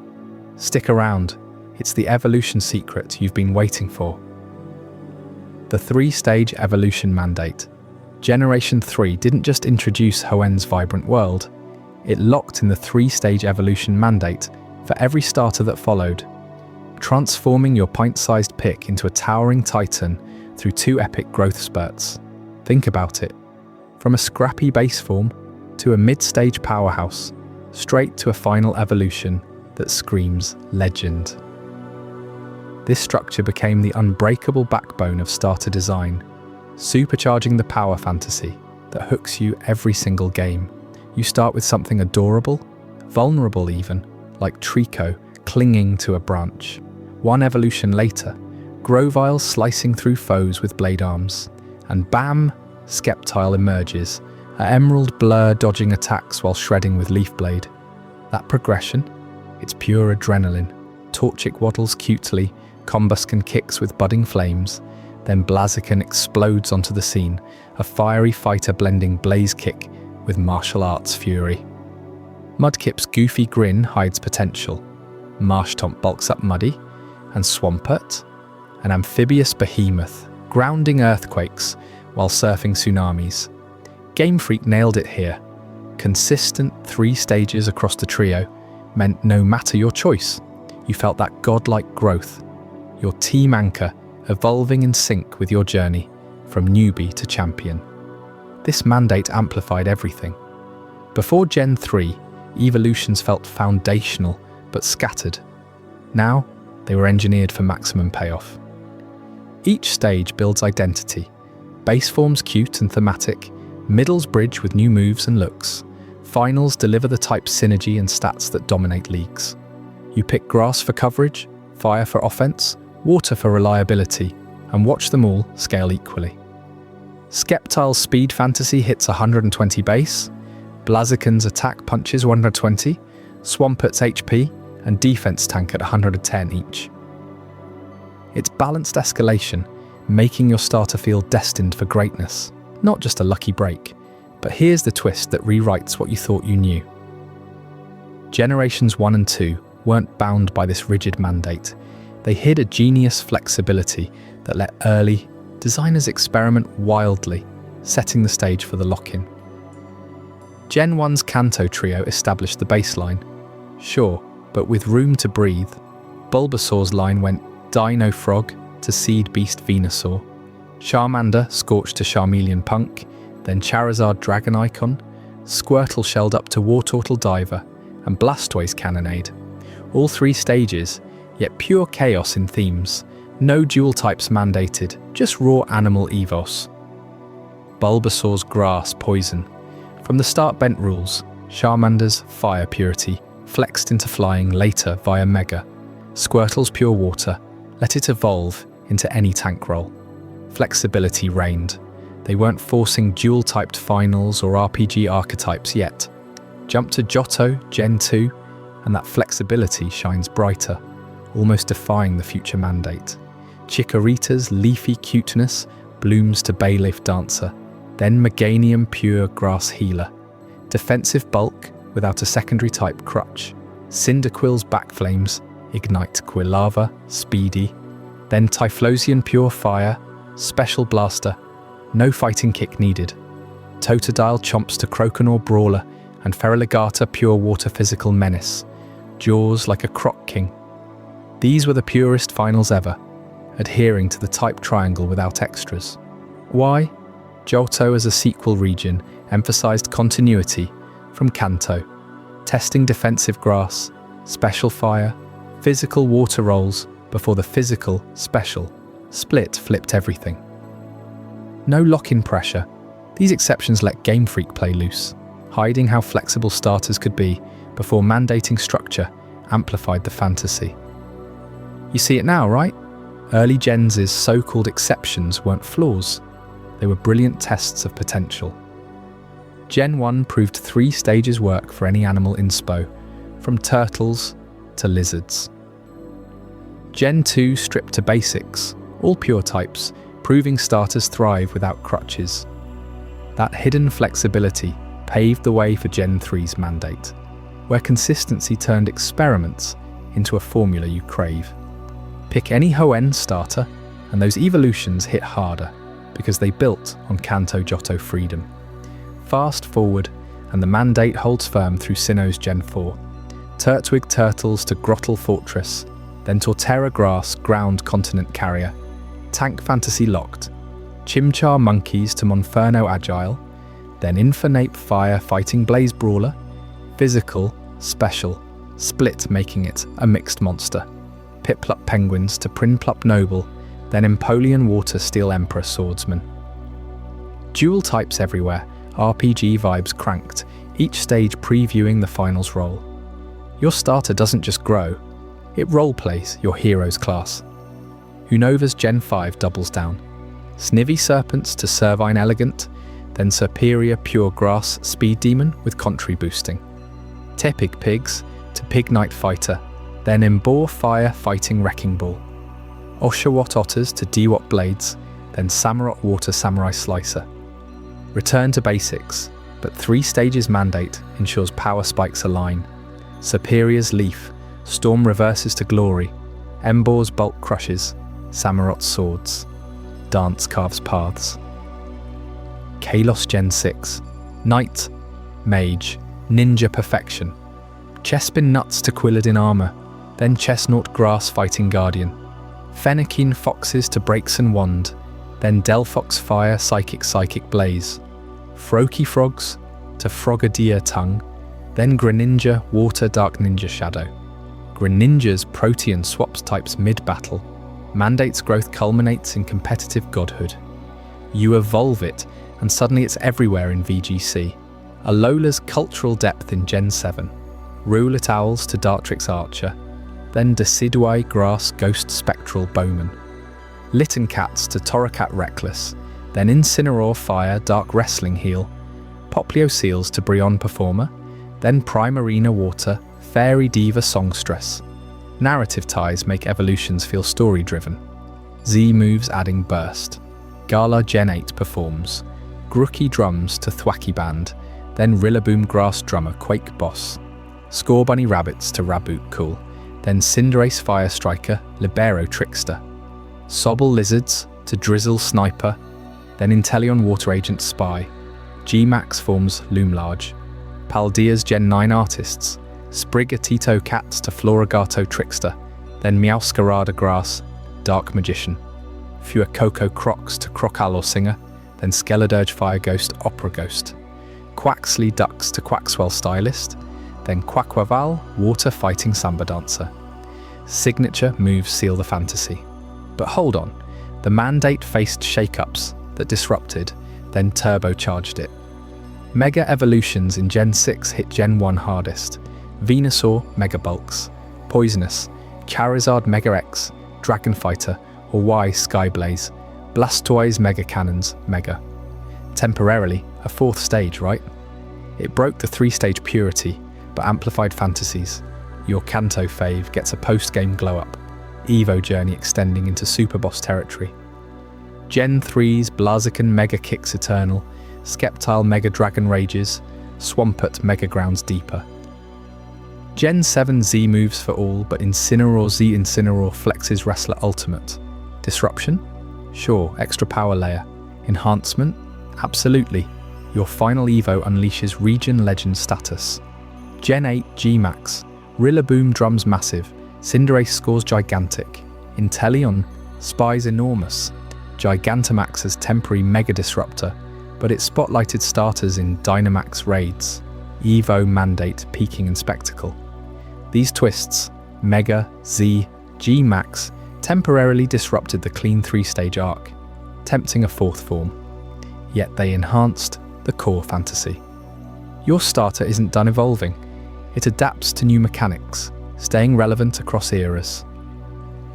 Post-Gala, Gen 9 returns pure, Terrastyle adding Crystal Flare without new stages, Mandate refined. Why does this matter to you? That three-stage rush is Pokemon's heart. Remember your first Venusaur Bloom, or Greninja Tonguelash. Gen 3 locked it. Early flexibility hid the blueprint. Temp forms proved its strength.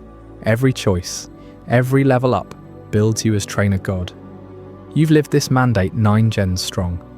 It's why starters own your soul.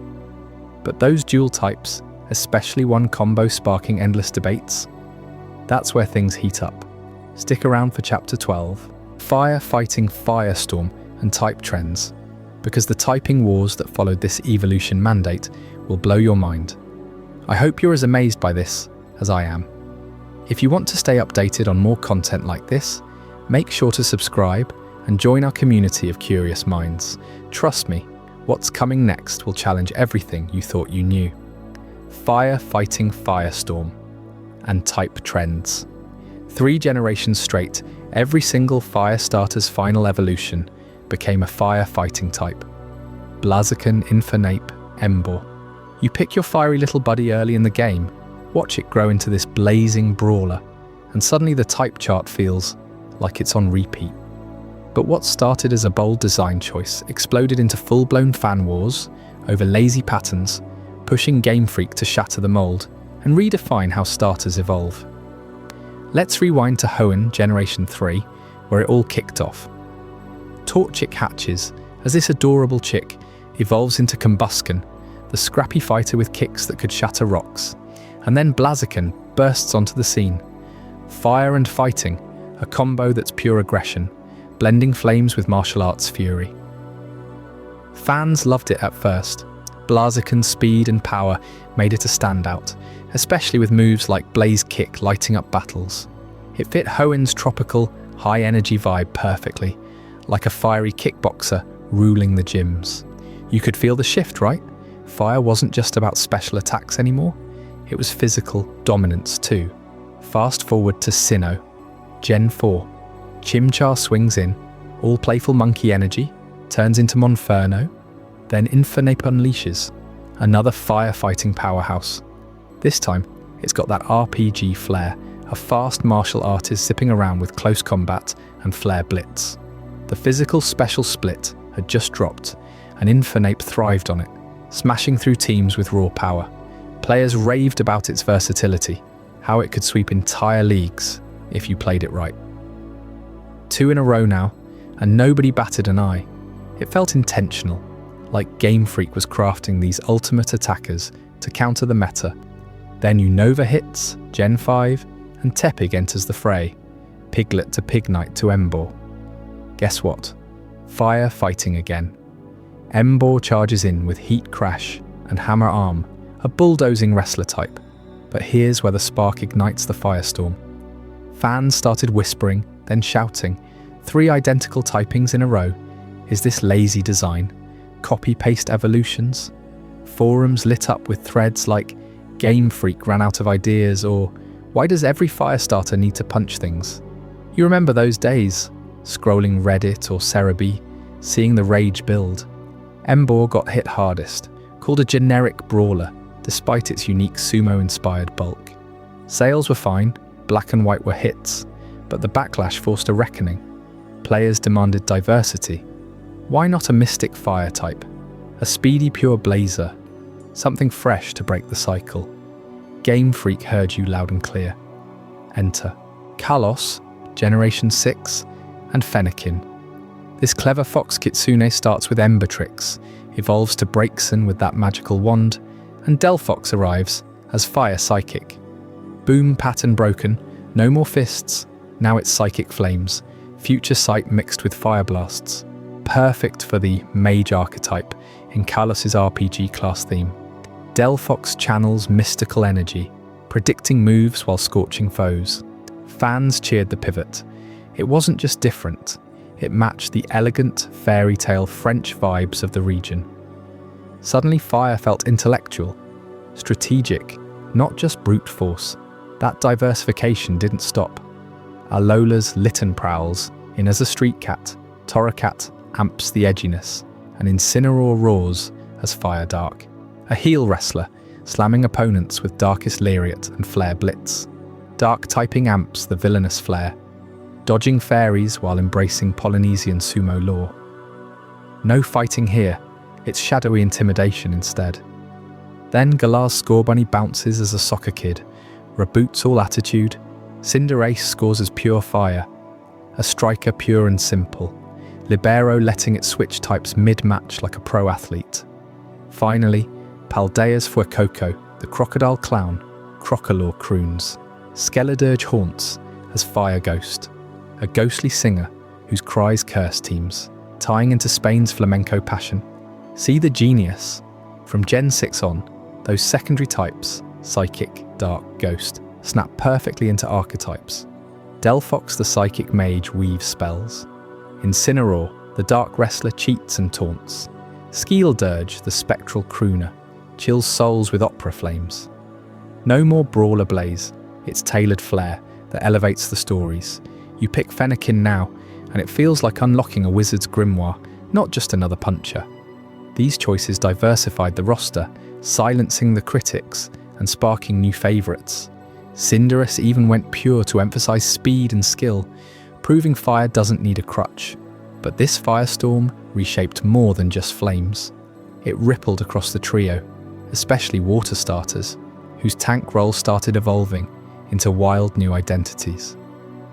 Early on, Squirtle to Blastoise was the ultimate Shell Fortress, Mudkip to Swampert, a groundwater juggernaut that shrugged off electric hits, Piplup to Empoleon, Steel Water Emperor in gleaming armour. Tanks through and through, bulky walls soaking damage while hammering back. You built teams around them, knowing they'd outlast anything.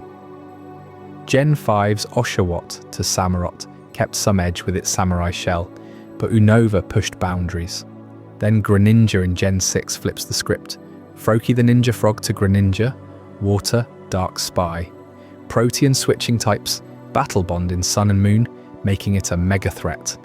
No tank, it's a slippery assassin, dodging and striking from shadows. Inteleon in Gen 8 takes it further. Sobble the Crybaby to Drizzle, the Delinquent to Inteleon, the Secret Agent Sniper. Snipe shot piercing foes, pure speed and precision. Forget bulk, it's espionage elegance. Paldea's Quaxley dances in as a pompous duck. Quaxwell struts. Quaquaval Samba fights as water fighting. A performer emperor spinning through battles with Aqua Step. And don't overlook Primarina in Gen 7. Poplio the Circus Seal to Primarina. Water Fairy Diva. oceanic operas stunning crowds. Water's tank throne crumbles into spies, dancers, and majestic rulers. Empoleon was the armoured king, sure, but Quaquaval's the rhythmic sovereign, Greninja the covert operative. These shifts mirror the fire diversification, turning rigid roles into dynamic stars. Think about how this played out in your playthroughs. Gen 3, you grind Blaziken through gyms, loving the power fantasy. By Gen 5, Embor's repetition frustrates, making you swap to Superior. Then Gen 6's Delphox enchants, its Psyshock frying psychics ironically. Fans voted with their hearts, Greninja topped polls, Incineroar dominated VGC, Skeledirge trended for its eerie torch. The controversy forced evolution, literally. Game Freak leaned into themes harder. Cultural nods, RPG classes, performance arts. Firefighting was the blaze that burned out to make room for phoenixes. Data backs it up. Post-Gen 5, fire starter usage in competitive play diversified. Blaziken Magus ruled auras, but Delphox carved niches in mystical sets. Incineroar's intimidates walled specials. Cinderace's Libero innovated. Casual polls on Twitter exploded with favourite fire starter debates, psychic and ghost typings pulling ahead. Even merchandise shifted. Plushies of Delphox outsold Embor lines. The wars weren't just noise, they sculpted trends we love today. Water's metamorphosis tells a similar tale. Swampert defined bulky waters forever, but Inteleon's 120 speed redefined defense. Quaquaval's Moxie snowballs dances into sweeps. You feel the intelligence in these picks. No more every water is a tank complaints. Instead, choice paralysis. Do you want the spy, the singer, or the Samba King? It keeps the trio fresh across 9 genes. This type trend tidal wave crashed hardest around the physical split in Gen 4, amplifying the brawler appeal initially. Infernape exploited it masterfully, but repetition bred contempt. By breaking to Psychic for the Mage, Dark for the Rogue, Ghost for the Haunt, Game Freak matched typings to Souls. Blaziken kicked doors down. Delphox predicts their fall. Embor bulldozed, Incineroar mallets with malice. Its evolution in design philosophy. Zoom out and you see the bigger pattern. Starters reinforce the type triangle, but layer personalities. Grass stays verdant guardians, fire ignites passions, water flows adaptable. Yet the firestorm proved fans matter. Your voices diversified dreams. From Hoenn's heat to Paldea's phantoms, it's a saga of listening, adapting, thriving. What happens when abilities enter the fray, crowning these evolutions in competitive glory? That's next in Abilities and Competitive Crowns, where Protean, Libero, and Hidden Powers turn starters into legends you won't want to miss. Abilities or Competitive Crowns. What if I told you that the real secret to a starter's dominance isn't just their type or stats, but a single ability that can flip an entire tournament on its head? From the shadows of Gen 6 onward, Pokémon starters didn't just evolve, they weaponized their hidden powers, crowning them as absolute titans in competitive play. We're talking abilities like Protean and Libero that let them dance around type charts, or Grassy Surge that turns the battlefield into their personal playground. You know that rush when your Greninja switches types mid-battle and sweeps the opponent? That's no accident. It's the spark that ignited a revolution. Let's rewind a bit to set the stage. Back in the early generations, abilities were more like subtle bonuses than game changers. Bulbasaur's Overgrow gave a little boost when low on HP. Charmander's Blaze did the same for fire moves. Squirtle's Torrent amped up water attacks. Solid, reliable, but nothing that screamed tournament king. They helped in casual play, sure, but competitive scenes were dominated by legendaries and Ubers. Starters were your reliable buddies, not the stars of Smogon tiers or VGC championships. That all shifted dramatically around Gen 6, when Game Freak started handing out signature abilities that matched the starters' themes perfectly, turning them into meta-defining monsters. Take Greninja from Kalos, the ninja frog that became a cultural phenomenon. Its Protean ability was a bombshell, changing its type to match whatever move it used right before attacking. Suddenly, you're firing off Ice Beam as a pure ice type to smash ground foes, or Gunk Shot as poison to poison your way through fairies. This wasn't just versatile, it was oppressive. Protean Greninja dominated both singles and doubles formats, stacking with moves like Hydro Pump, Dark Pulse, and U-Turn for endless momentum. You could pivot in, transform, and outspeed almost anything. The hype was mega level, even without a mega evolution, thanks to the anime's Ash Greninja Bond phenomenon, which mirrored Protean in real battles. Competitive players lost their minds, tournaments were flooded with it, and Smogon had to slap it into Ubers before banning it outright in some rule sets. Greninja wasn't just hype, it was the starter that proved abilities could carry a team to victory. Have you ever built a squad around that slippery frog? Once you do, you never go back. Fast forward to Alola's Incineroar, the hulking wrestler cat that redefined bulk in the starter lineup. Intimidate lowers the opponent's attack on switch-in, and paired with its massive HP and defense stats, Incineroar became the ultimate wall breaker and pivot. But it's not just tanking hits, it's the fake-out flinch into knockoff utility that made it a staple. In VGC, Incineroar controlled speed tiers effortlessly, intimidating threats before they could move. Its bulk let it shrug off super effective hits, while chipping away with Flare Blitz or Cross Chop. World's champions ran it religiously, and even in singles its presence forced switches. Unlike fragile sweepers, Incineroar thrived on disruption, turning defensive plays into offensive opportunities. Picture this. Your opponent's Ace Dragon comes in roaring, only for Incineroar to glare it down, fake out the partner, and sack itself profitably. That's bulk with brains, and it cemented fire starters as competitive anchors. Then Gen 8 hit with Galar's trio, and abilities went next level. Grookey's line culminated in Rillaboom, the drummer ape whose Grassy Surge ability sets up grassy terrain the moment it enters battle. This isn't your grandma's terrain, it's a full field upgrade. Boosts grass moves by 30%, halves earthquake damage, and slowly heals everything on your side. Rillaboom drums up Woodhammer for massive power, or Grassy Glide for priority sweeping.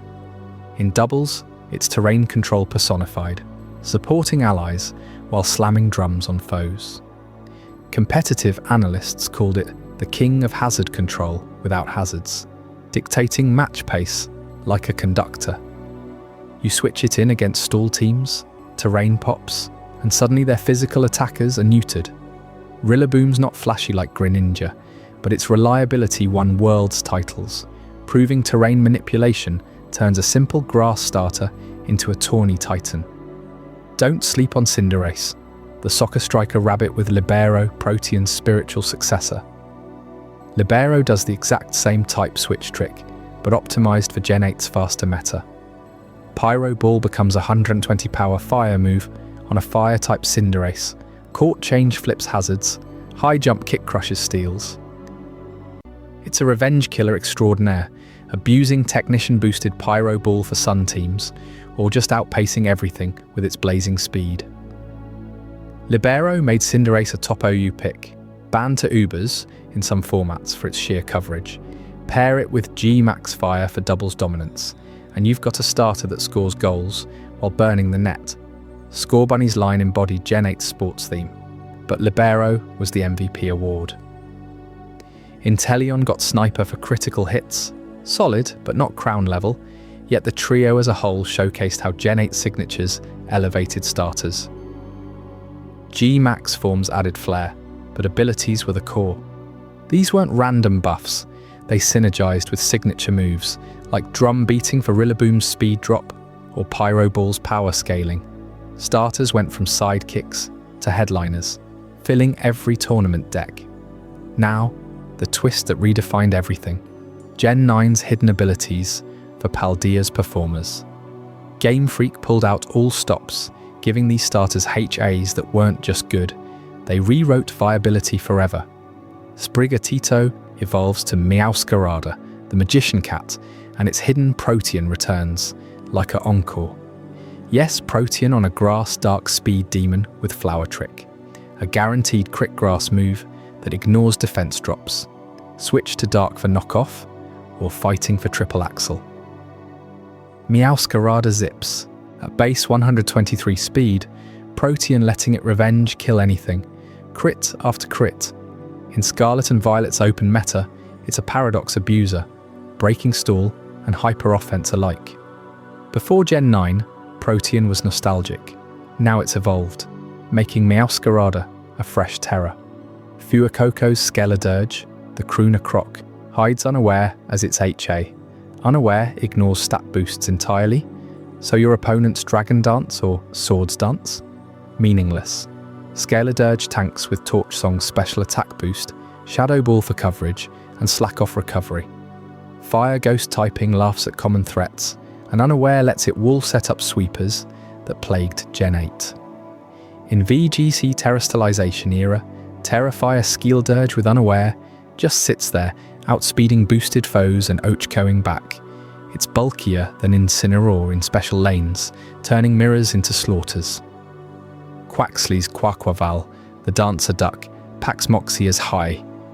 Moxie boosts attack after each KO, snowballing into a physical monster. Water fighting with Aqua Step for priority and attack boost, plus low kick and Zen headbutt. Base 120 attack and good speed, Moxie turns it into a cleaner that rivals Cinderace's aggression. In doubles, it sacks for Moxie stacks, then sweeps teams. These HAs weren't teased early. Players unlocked them via ability patch, sparking a viability renaissance. Suddenly Paldean starters weren't narrative fluff, they were Reg F tier staples. Think about the ripple effect.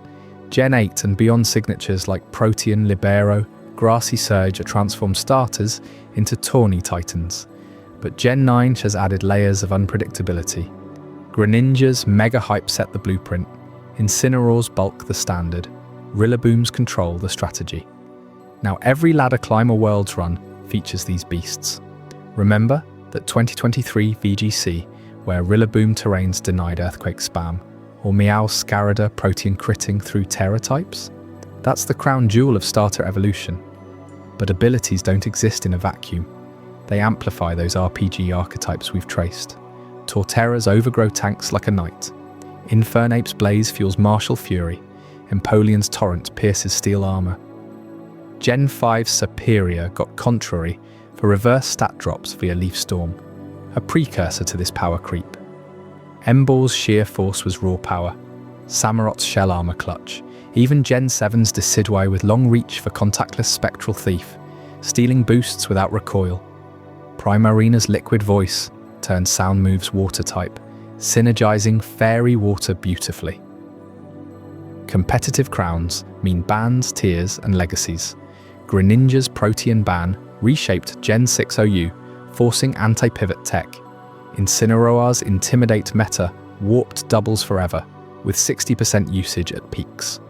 Rillaboom topped Galar VGC usage charts, Grassy Surge banning Earthquake cores, Cinderace's Libero saw similar heat. Gen 9, Meowscarada's Protean dodges Drizzle, Skeledirge Unaware walls Chi-Yu, Quaquaval Moxie chains KOs. These abilities honor the type triangle too. Grass surging over, Water ground, Fire Protean piercing rock, Water Moxie drowning fires.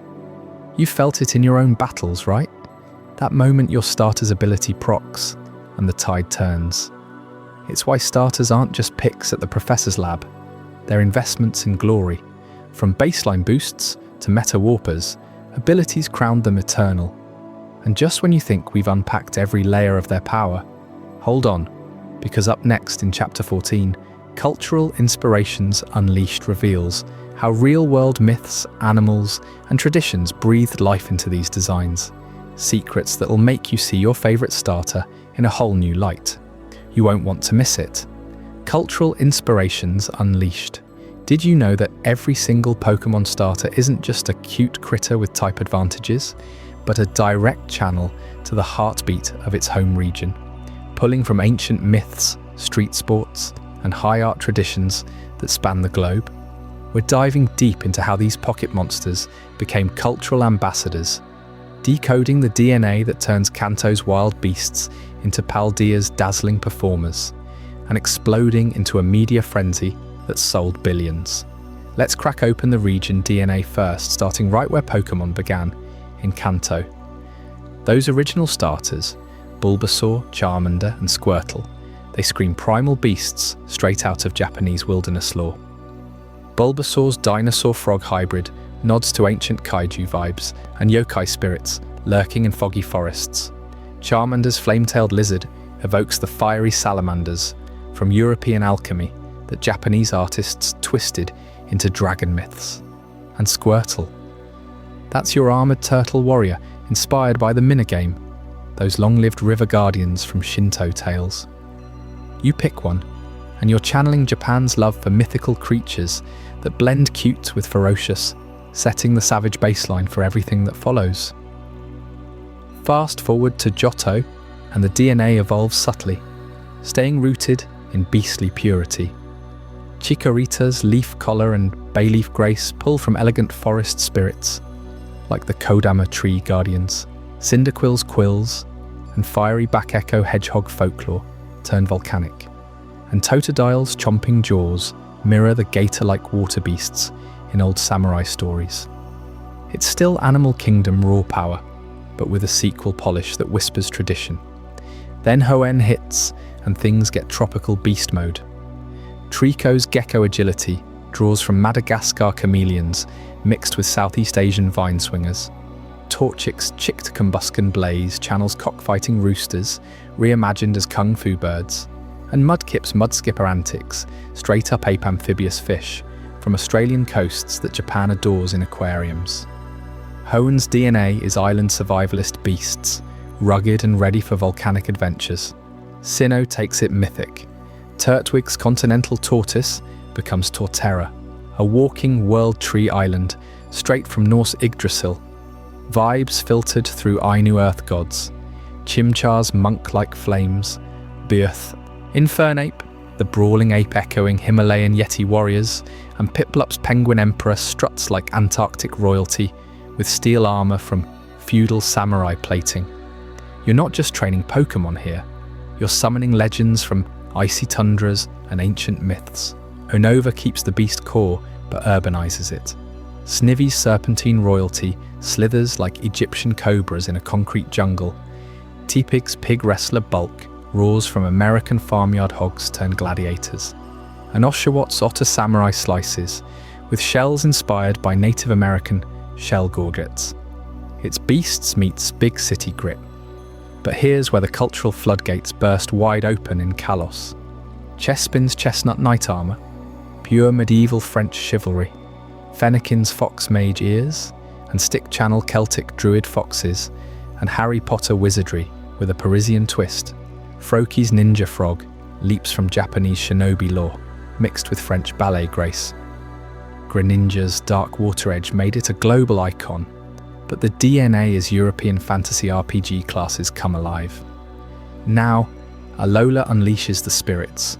Rowlet's owl arrows whisper Hawaiian Puyo guardian birds, and Maori spirit arrows. Litten's stray cat prowl turns Incineroar into a sumo wrestling heel with Polynesian fire dances, and Poplio's sea lion circus evolves to Primarina's siren songs, echoing Hawaiian hula chants, and mermaid legends from Pacific Islands. Forget beasts, these are ancestral spirits infused with Aloha soul, ghosts haunting the archipelago, fairies singing under palm trees.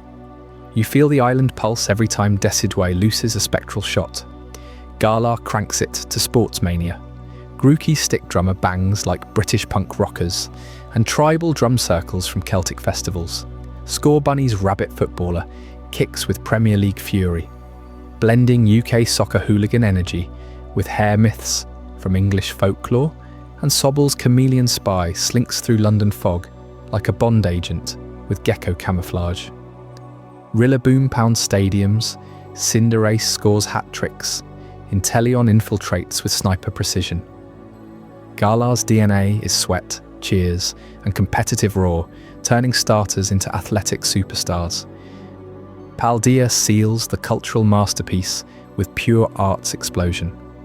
Sprigatito's kitten magician blooms into Meowscarada's shadowy illusions, drawing from Spanish flamenco mystics and magician street performers in Madrid plazas.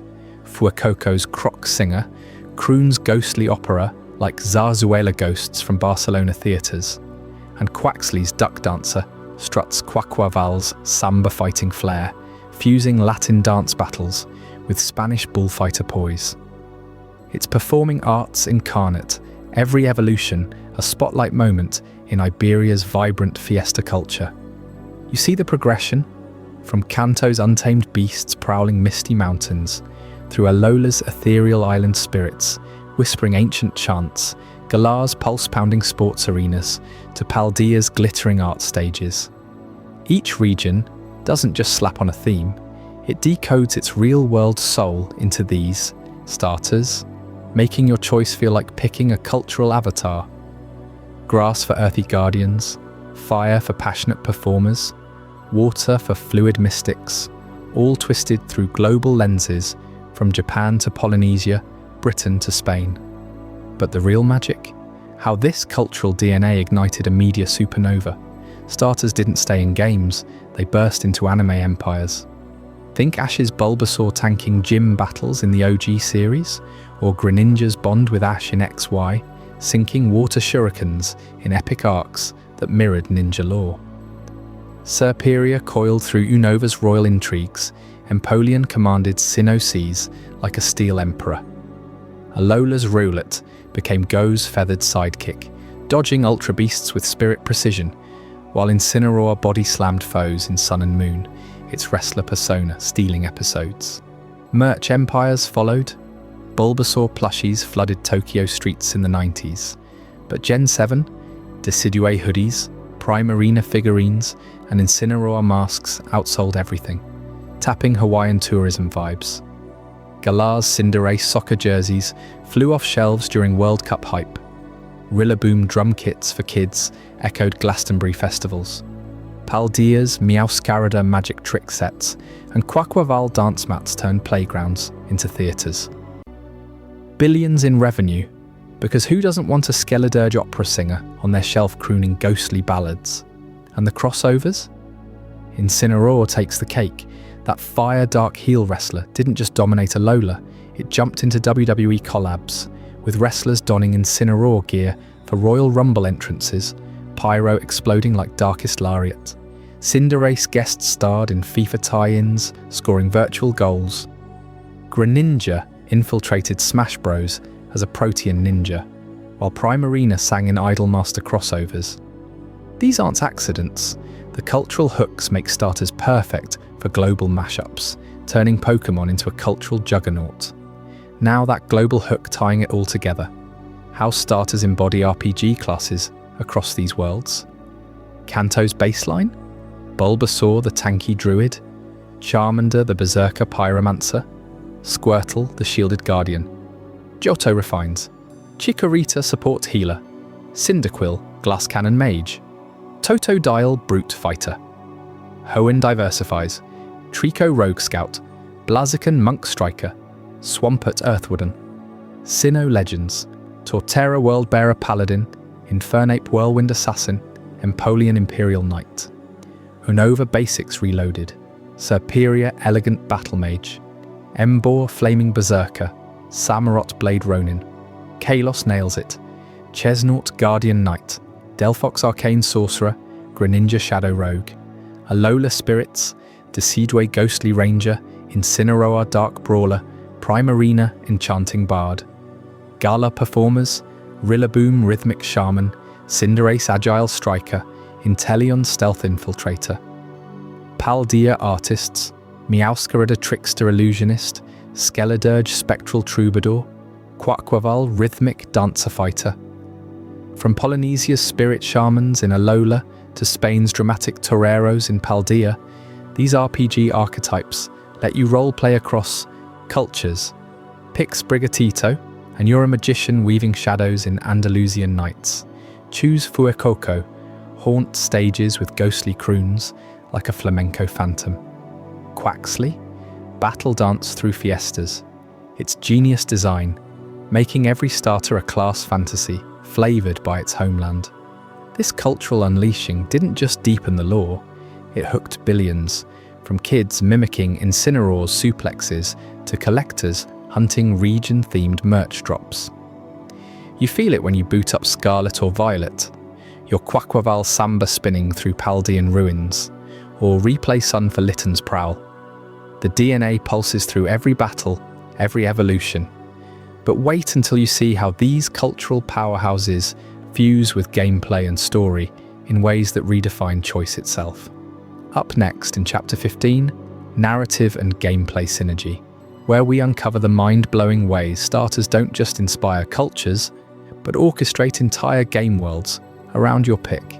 You won't believe how deep this synergy runs. Stick around. Narrative and Gameplay Synergy. Did you know that from the very first game, your choice of starter doesn't just shape your team, it literally steers the entire region's story? In Pokémon, narrative and gameplay aren't separate tracks. They're fused together through those three little monsters you pick at the start. Let's dive into how this synergy evolved from Kantos' straightforward baselines all the way to Paldea's wild open-world tales, where starters become your schoolmates and plot powerhouses. Back in Generation 1, Kanto set the gold standard with Bulbasaur, Charmander, and Squirtle. These weren't just Pokémon, they were your entry point into a world of adventure. Professor Oak hands you one, and boom, you're off chasing badges, rivaling your friend, and unraveling Team Rocket schemes. Gameplay-wise, they embodied the type triangle perfectly. Grass weak to fire, fire to water, water to grass, forcing you to think strategically right away. Bulbasaur's poison edge made it a status infliction beast early on.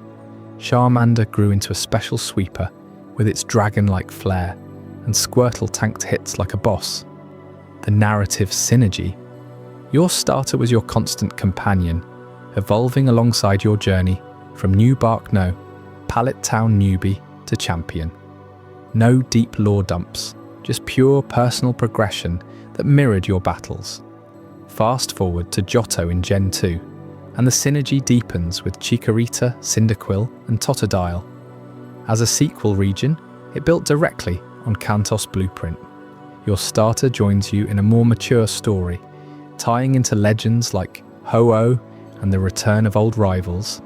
Gameplay stuck to pure types for finals, Meganium, Typhlosion, Feraligatr, emphasizing defensive grass, special fire, physical water rolls.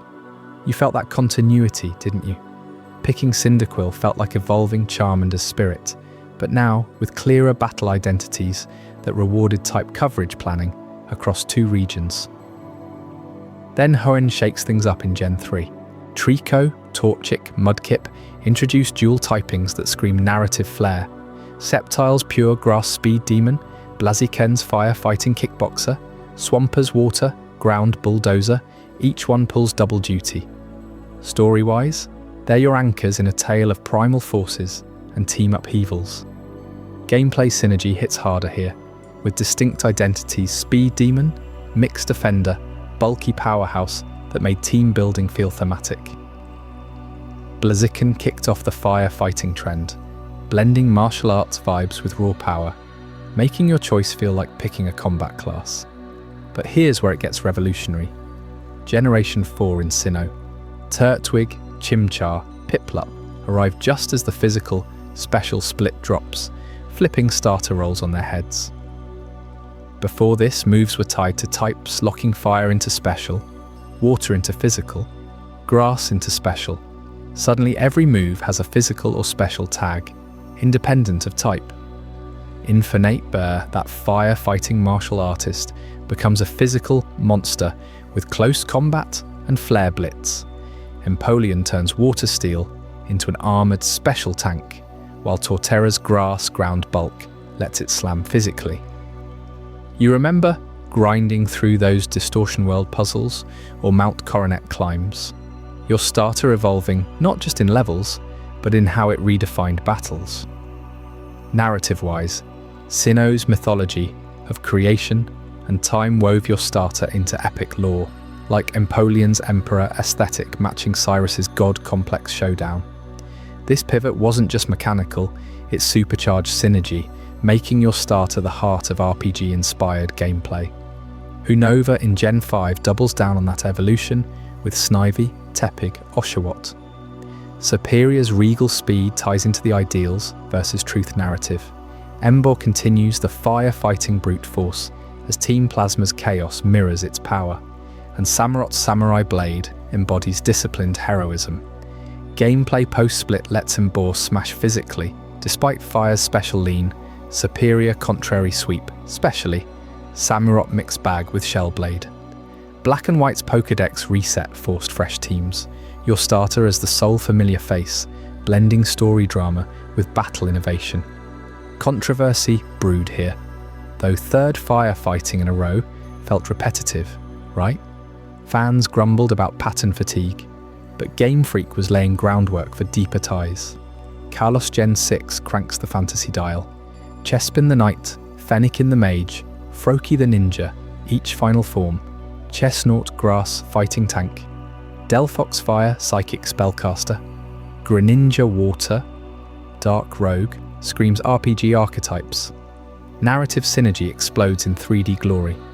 Your starter starring in Team Flare's apocalypse plot, AZ's eternal grief. Gameplay? Mega evolutions teased later for others, but Greninja's Protean ability made it a chameleon assassin, dodging the type triangle while embodying stealth missions. You chase legendaries across luminous caves, your ninja frog slicing through shadows, story and stats in perfect harmony. Alola Gen 7 takes it cultural. Rowlet, Litten, Poplio draw from Polynesian roots. Decidueye Grass, Ghost Archer. Incineroar Fire, Dark Wrestler. Primarina Water, Fairy Diva.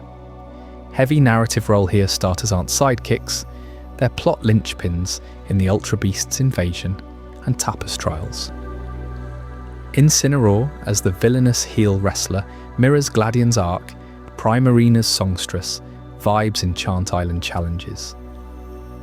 Gameplay synergizes with Z moves, Incineroar's malicious moonsault becoming competitive terror. Your starter felt alive in totem dens and kahuna battles, evolution stages syncing with kahuna promotions. Gala Gen 8 amps the spectacle. Grookey Drummer, Scorbunny Soccer Star, Sobble Spy Agent, Rillaboom Grass Drummer with Grassy Surge terrain control. Cinderace Fire Striker, Libero Protean 2.0, Inteleon Water Agent with sniper precision. Narrative ties to Dynamax raids and sports stadiums. Your starter Gigantamaxes in the Isle of Armor Crown Tundra. Gameplay freedom peaks in wild area hunts, where Cinderace's goal-scoring Libero flips matchups mid-game. Story of Eternal Champion Leon? Your starter rises with you, from gym challengers to world coronet. Now Paldea Gen 9 Scarlet and Violet, this is the pinnacle. Sprigatito, Fuecoco, Quaxley morph into Magician Meowscarada, Grass Dark Illusionist, Crooner, Skeledurge Fire Ghost Singer, Dancer, Quaquaval Water Fighting Performer. Open world freedom shatters linear timelines. No more badge-gated paths, you roam Paldea freely, terrestrializing mid-exploration. Starters as schoolmates? Genius. At Naranja or Uva Academy, you bond with classmates Nemona the Battle Maniac, Penny the Team Star Boss, Arven the Recipe Quest Giver, each tied to your starter's essence. Nemona battles you relentlessly, echoing your rival choice. Arven's storyline heals with herbs mirroring grass restorative vibes. Plot drivers extraordinaire, your starter joins treasure hunts, paradox invasions, ancient herba mysteries. Gameplay? Signature moves like Meowscarada's flower trick, always crits illusions. Skeledurge Torch Song boosts special attack with ghostly melody. Quaquaval Aqua Step dances through foes. Hidden abilities shine in competitive terror types, add unpredictability. From Gen 4's rigid split to Gen 9's boundless skies, timelines exploded, your starter evolves amid titans, team star bases, Starfall Street heists. That physical, special pivot in Gen 4 was the spark. It freed designs from type shackles, letting Infinite blaze physically, while Delphox Mystics specially. By Paldea, it's total liberation. Open world means battling anywhere, anytime. You're Quaquaval breakdancing on a cliffside raid. Narrative weaves tighter too. Kantos' simple oak gift becomes Paldea's classmate crew. Starters driving personal growth stories. You trek with Meowscarada through Area Zero, its tricks unveiling lore twists. And the controversy? Those early fire-fighting repeats. Blaziken, Infernape, Emboar sparked backlash, cries of lazy repetition. Fans wanted diversity, not Dragon Lizard fire kicks Radux. Game Freak listened. Gen 6 pivots, Psychic, Dark, fighting variants. Gen 7 Ghost, Dark Fairy. Gen 8 Pure Grass, Pure Fire, Pure Water with Flair. Gen 9 Dark Ghost, fighting but fresh artist archetypes. Trends now celebrate diversity, magicians, singers, dancers over cookie-cutter fighters.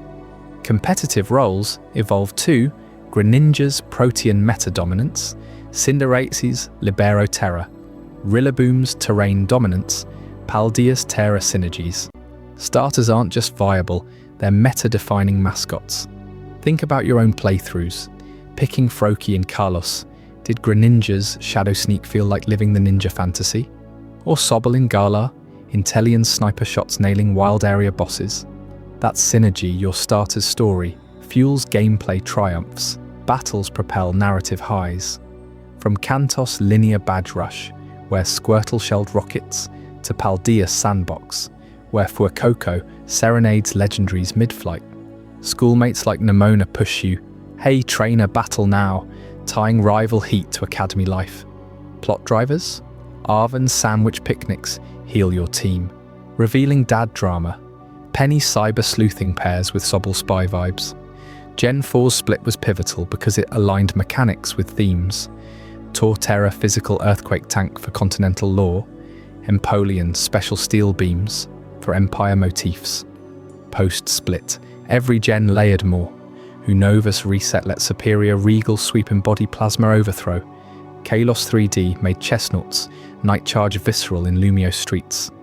Alolas Islands had Decidue haunting Akala nights.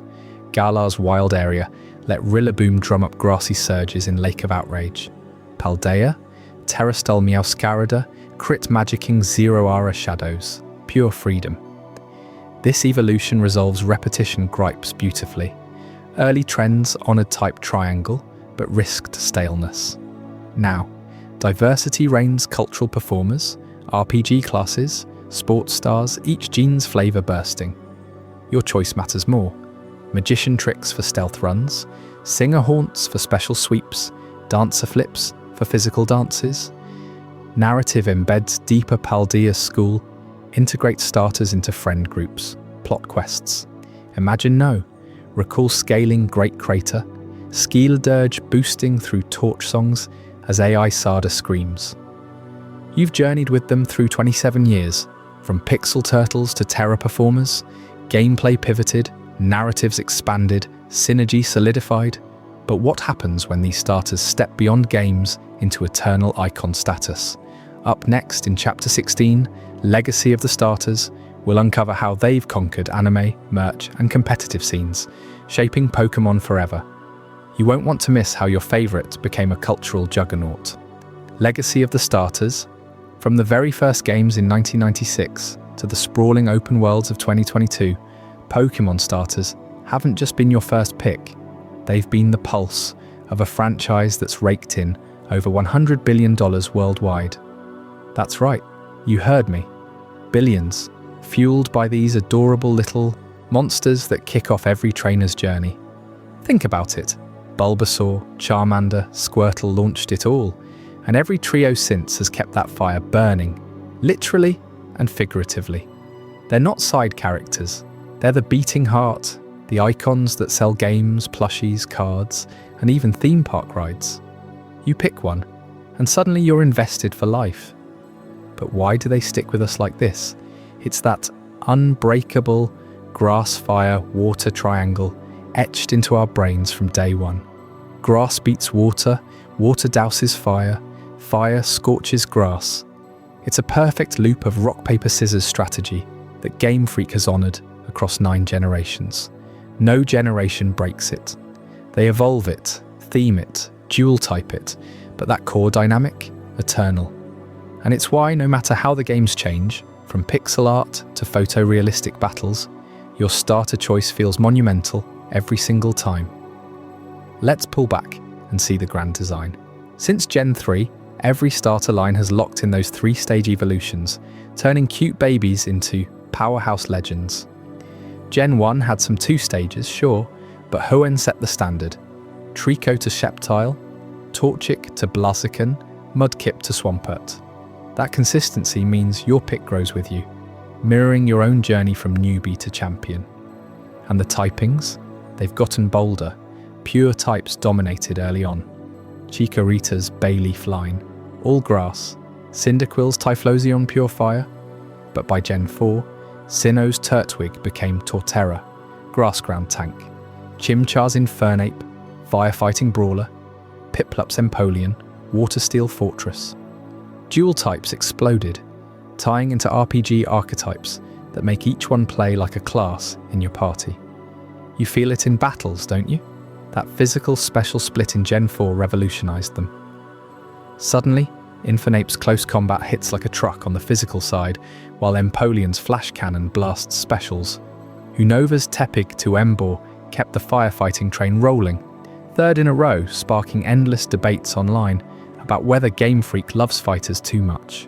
But then Carlos flipped the script with Mage Delphox, Fire Psychic Stick Wielder, Knight Chestnut, Grass Fighting Protector, Ninja Greninja, Water Dark Shadow. Greninja blew up. Protean ability swapping types mid-fight made it a competitive god, and its anime-run sealed mascot status. That cultural weave, it's genius. Alola's Roulette Trio screamed Polynesia.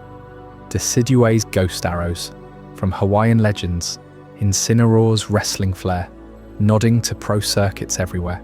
Primarina's Siren Songs, pure sea myth. Galar went artsy, Rillaboom drumming tribal beats, Cinderace Lib kicking soccer balls into Liberty M's, Inteleon's spy gadgets straight from Bond flicks.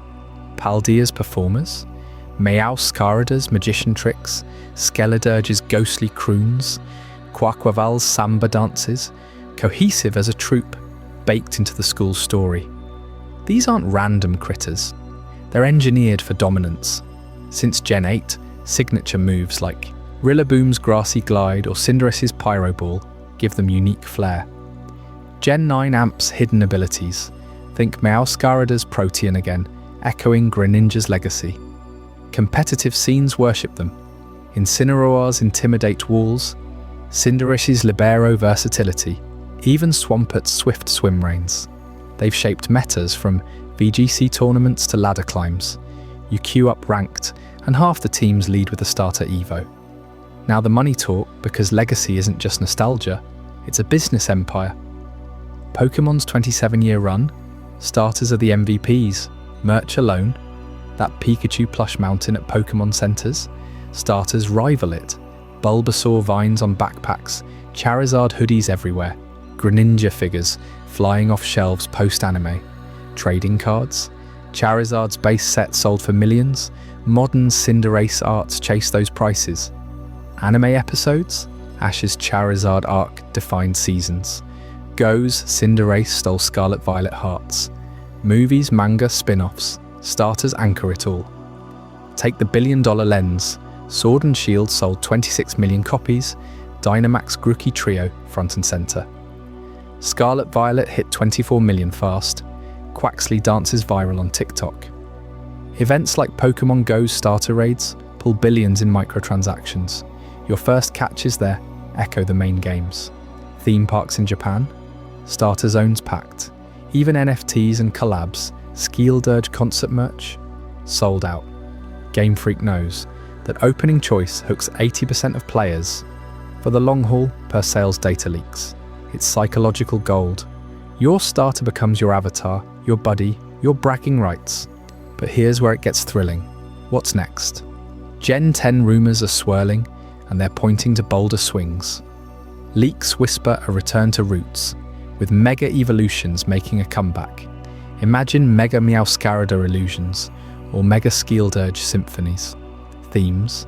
Expect even deeper cultural dives, maybe blending mythologies like never before. That triangle holds, but with twists. Regional forms for classics, hidden powers amped for terrestrial synergy.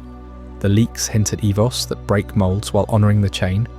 After Paldea's performers, Gen 10 could go mythic, with starters channeling gods or legends, tying into open-world epics, bigger than ever. You sense it building, right? Every gen reinforces the formula, but evolves it. Firefighting controversy, faded as typings diversified, dark ghost, fairy, steel mixing in. Narrative roles exploded post-Gen 6.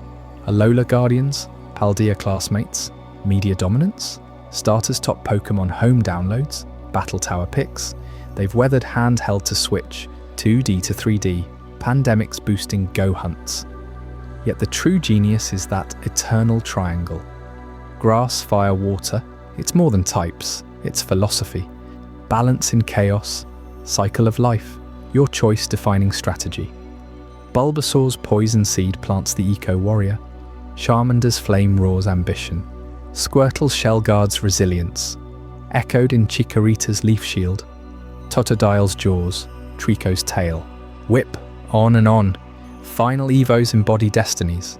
Superior's regal coil, Embor's blazing charge, Samurot's scimitar grace, Decidueye's spectral bow, Cinderace's goal line blaze, Inteleon's silenced pistol, Meowscarada's shadowy scarves, Skeledurge's torchlit wails, Quaquaval's rhythmic fury. This trio ensures Pokémon evolves forever. No matter glitches, remakes or spin-off floods, starters anchor the soul. They've carried 27 years of innovation, from Z-moves to Gigantamax, Megas to Terrastals, always central. Competitive shifts, they adapt. Physical split, abilities, terrains. Cultural backlash, they innovate typings, sales slumps, new trios reignite hype. Picture your shelf. That Gen 1 trio figurine next to Greninja Amiibo, Incineroar poster above Quaquaval keychain. That's the legacy. You built it, pick by pick. Billions flow because billions of us see ourselves in them. The underdog grower, the hothead hero, the steady survivor. But wait, have you ever wondered what unbreakable pattern guarantees this empire lasts another 27 years? It's not just sales or battles. Stick around, because the final revelation ties every thread into one eternal truth that changes how you'll pick your next starter forever.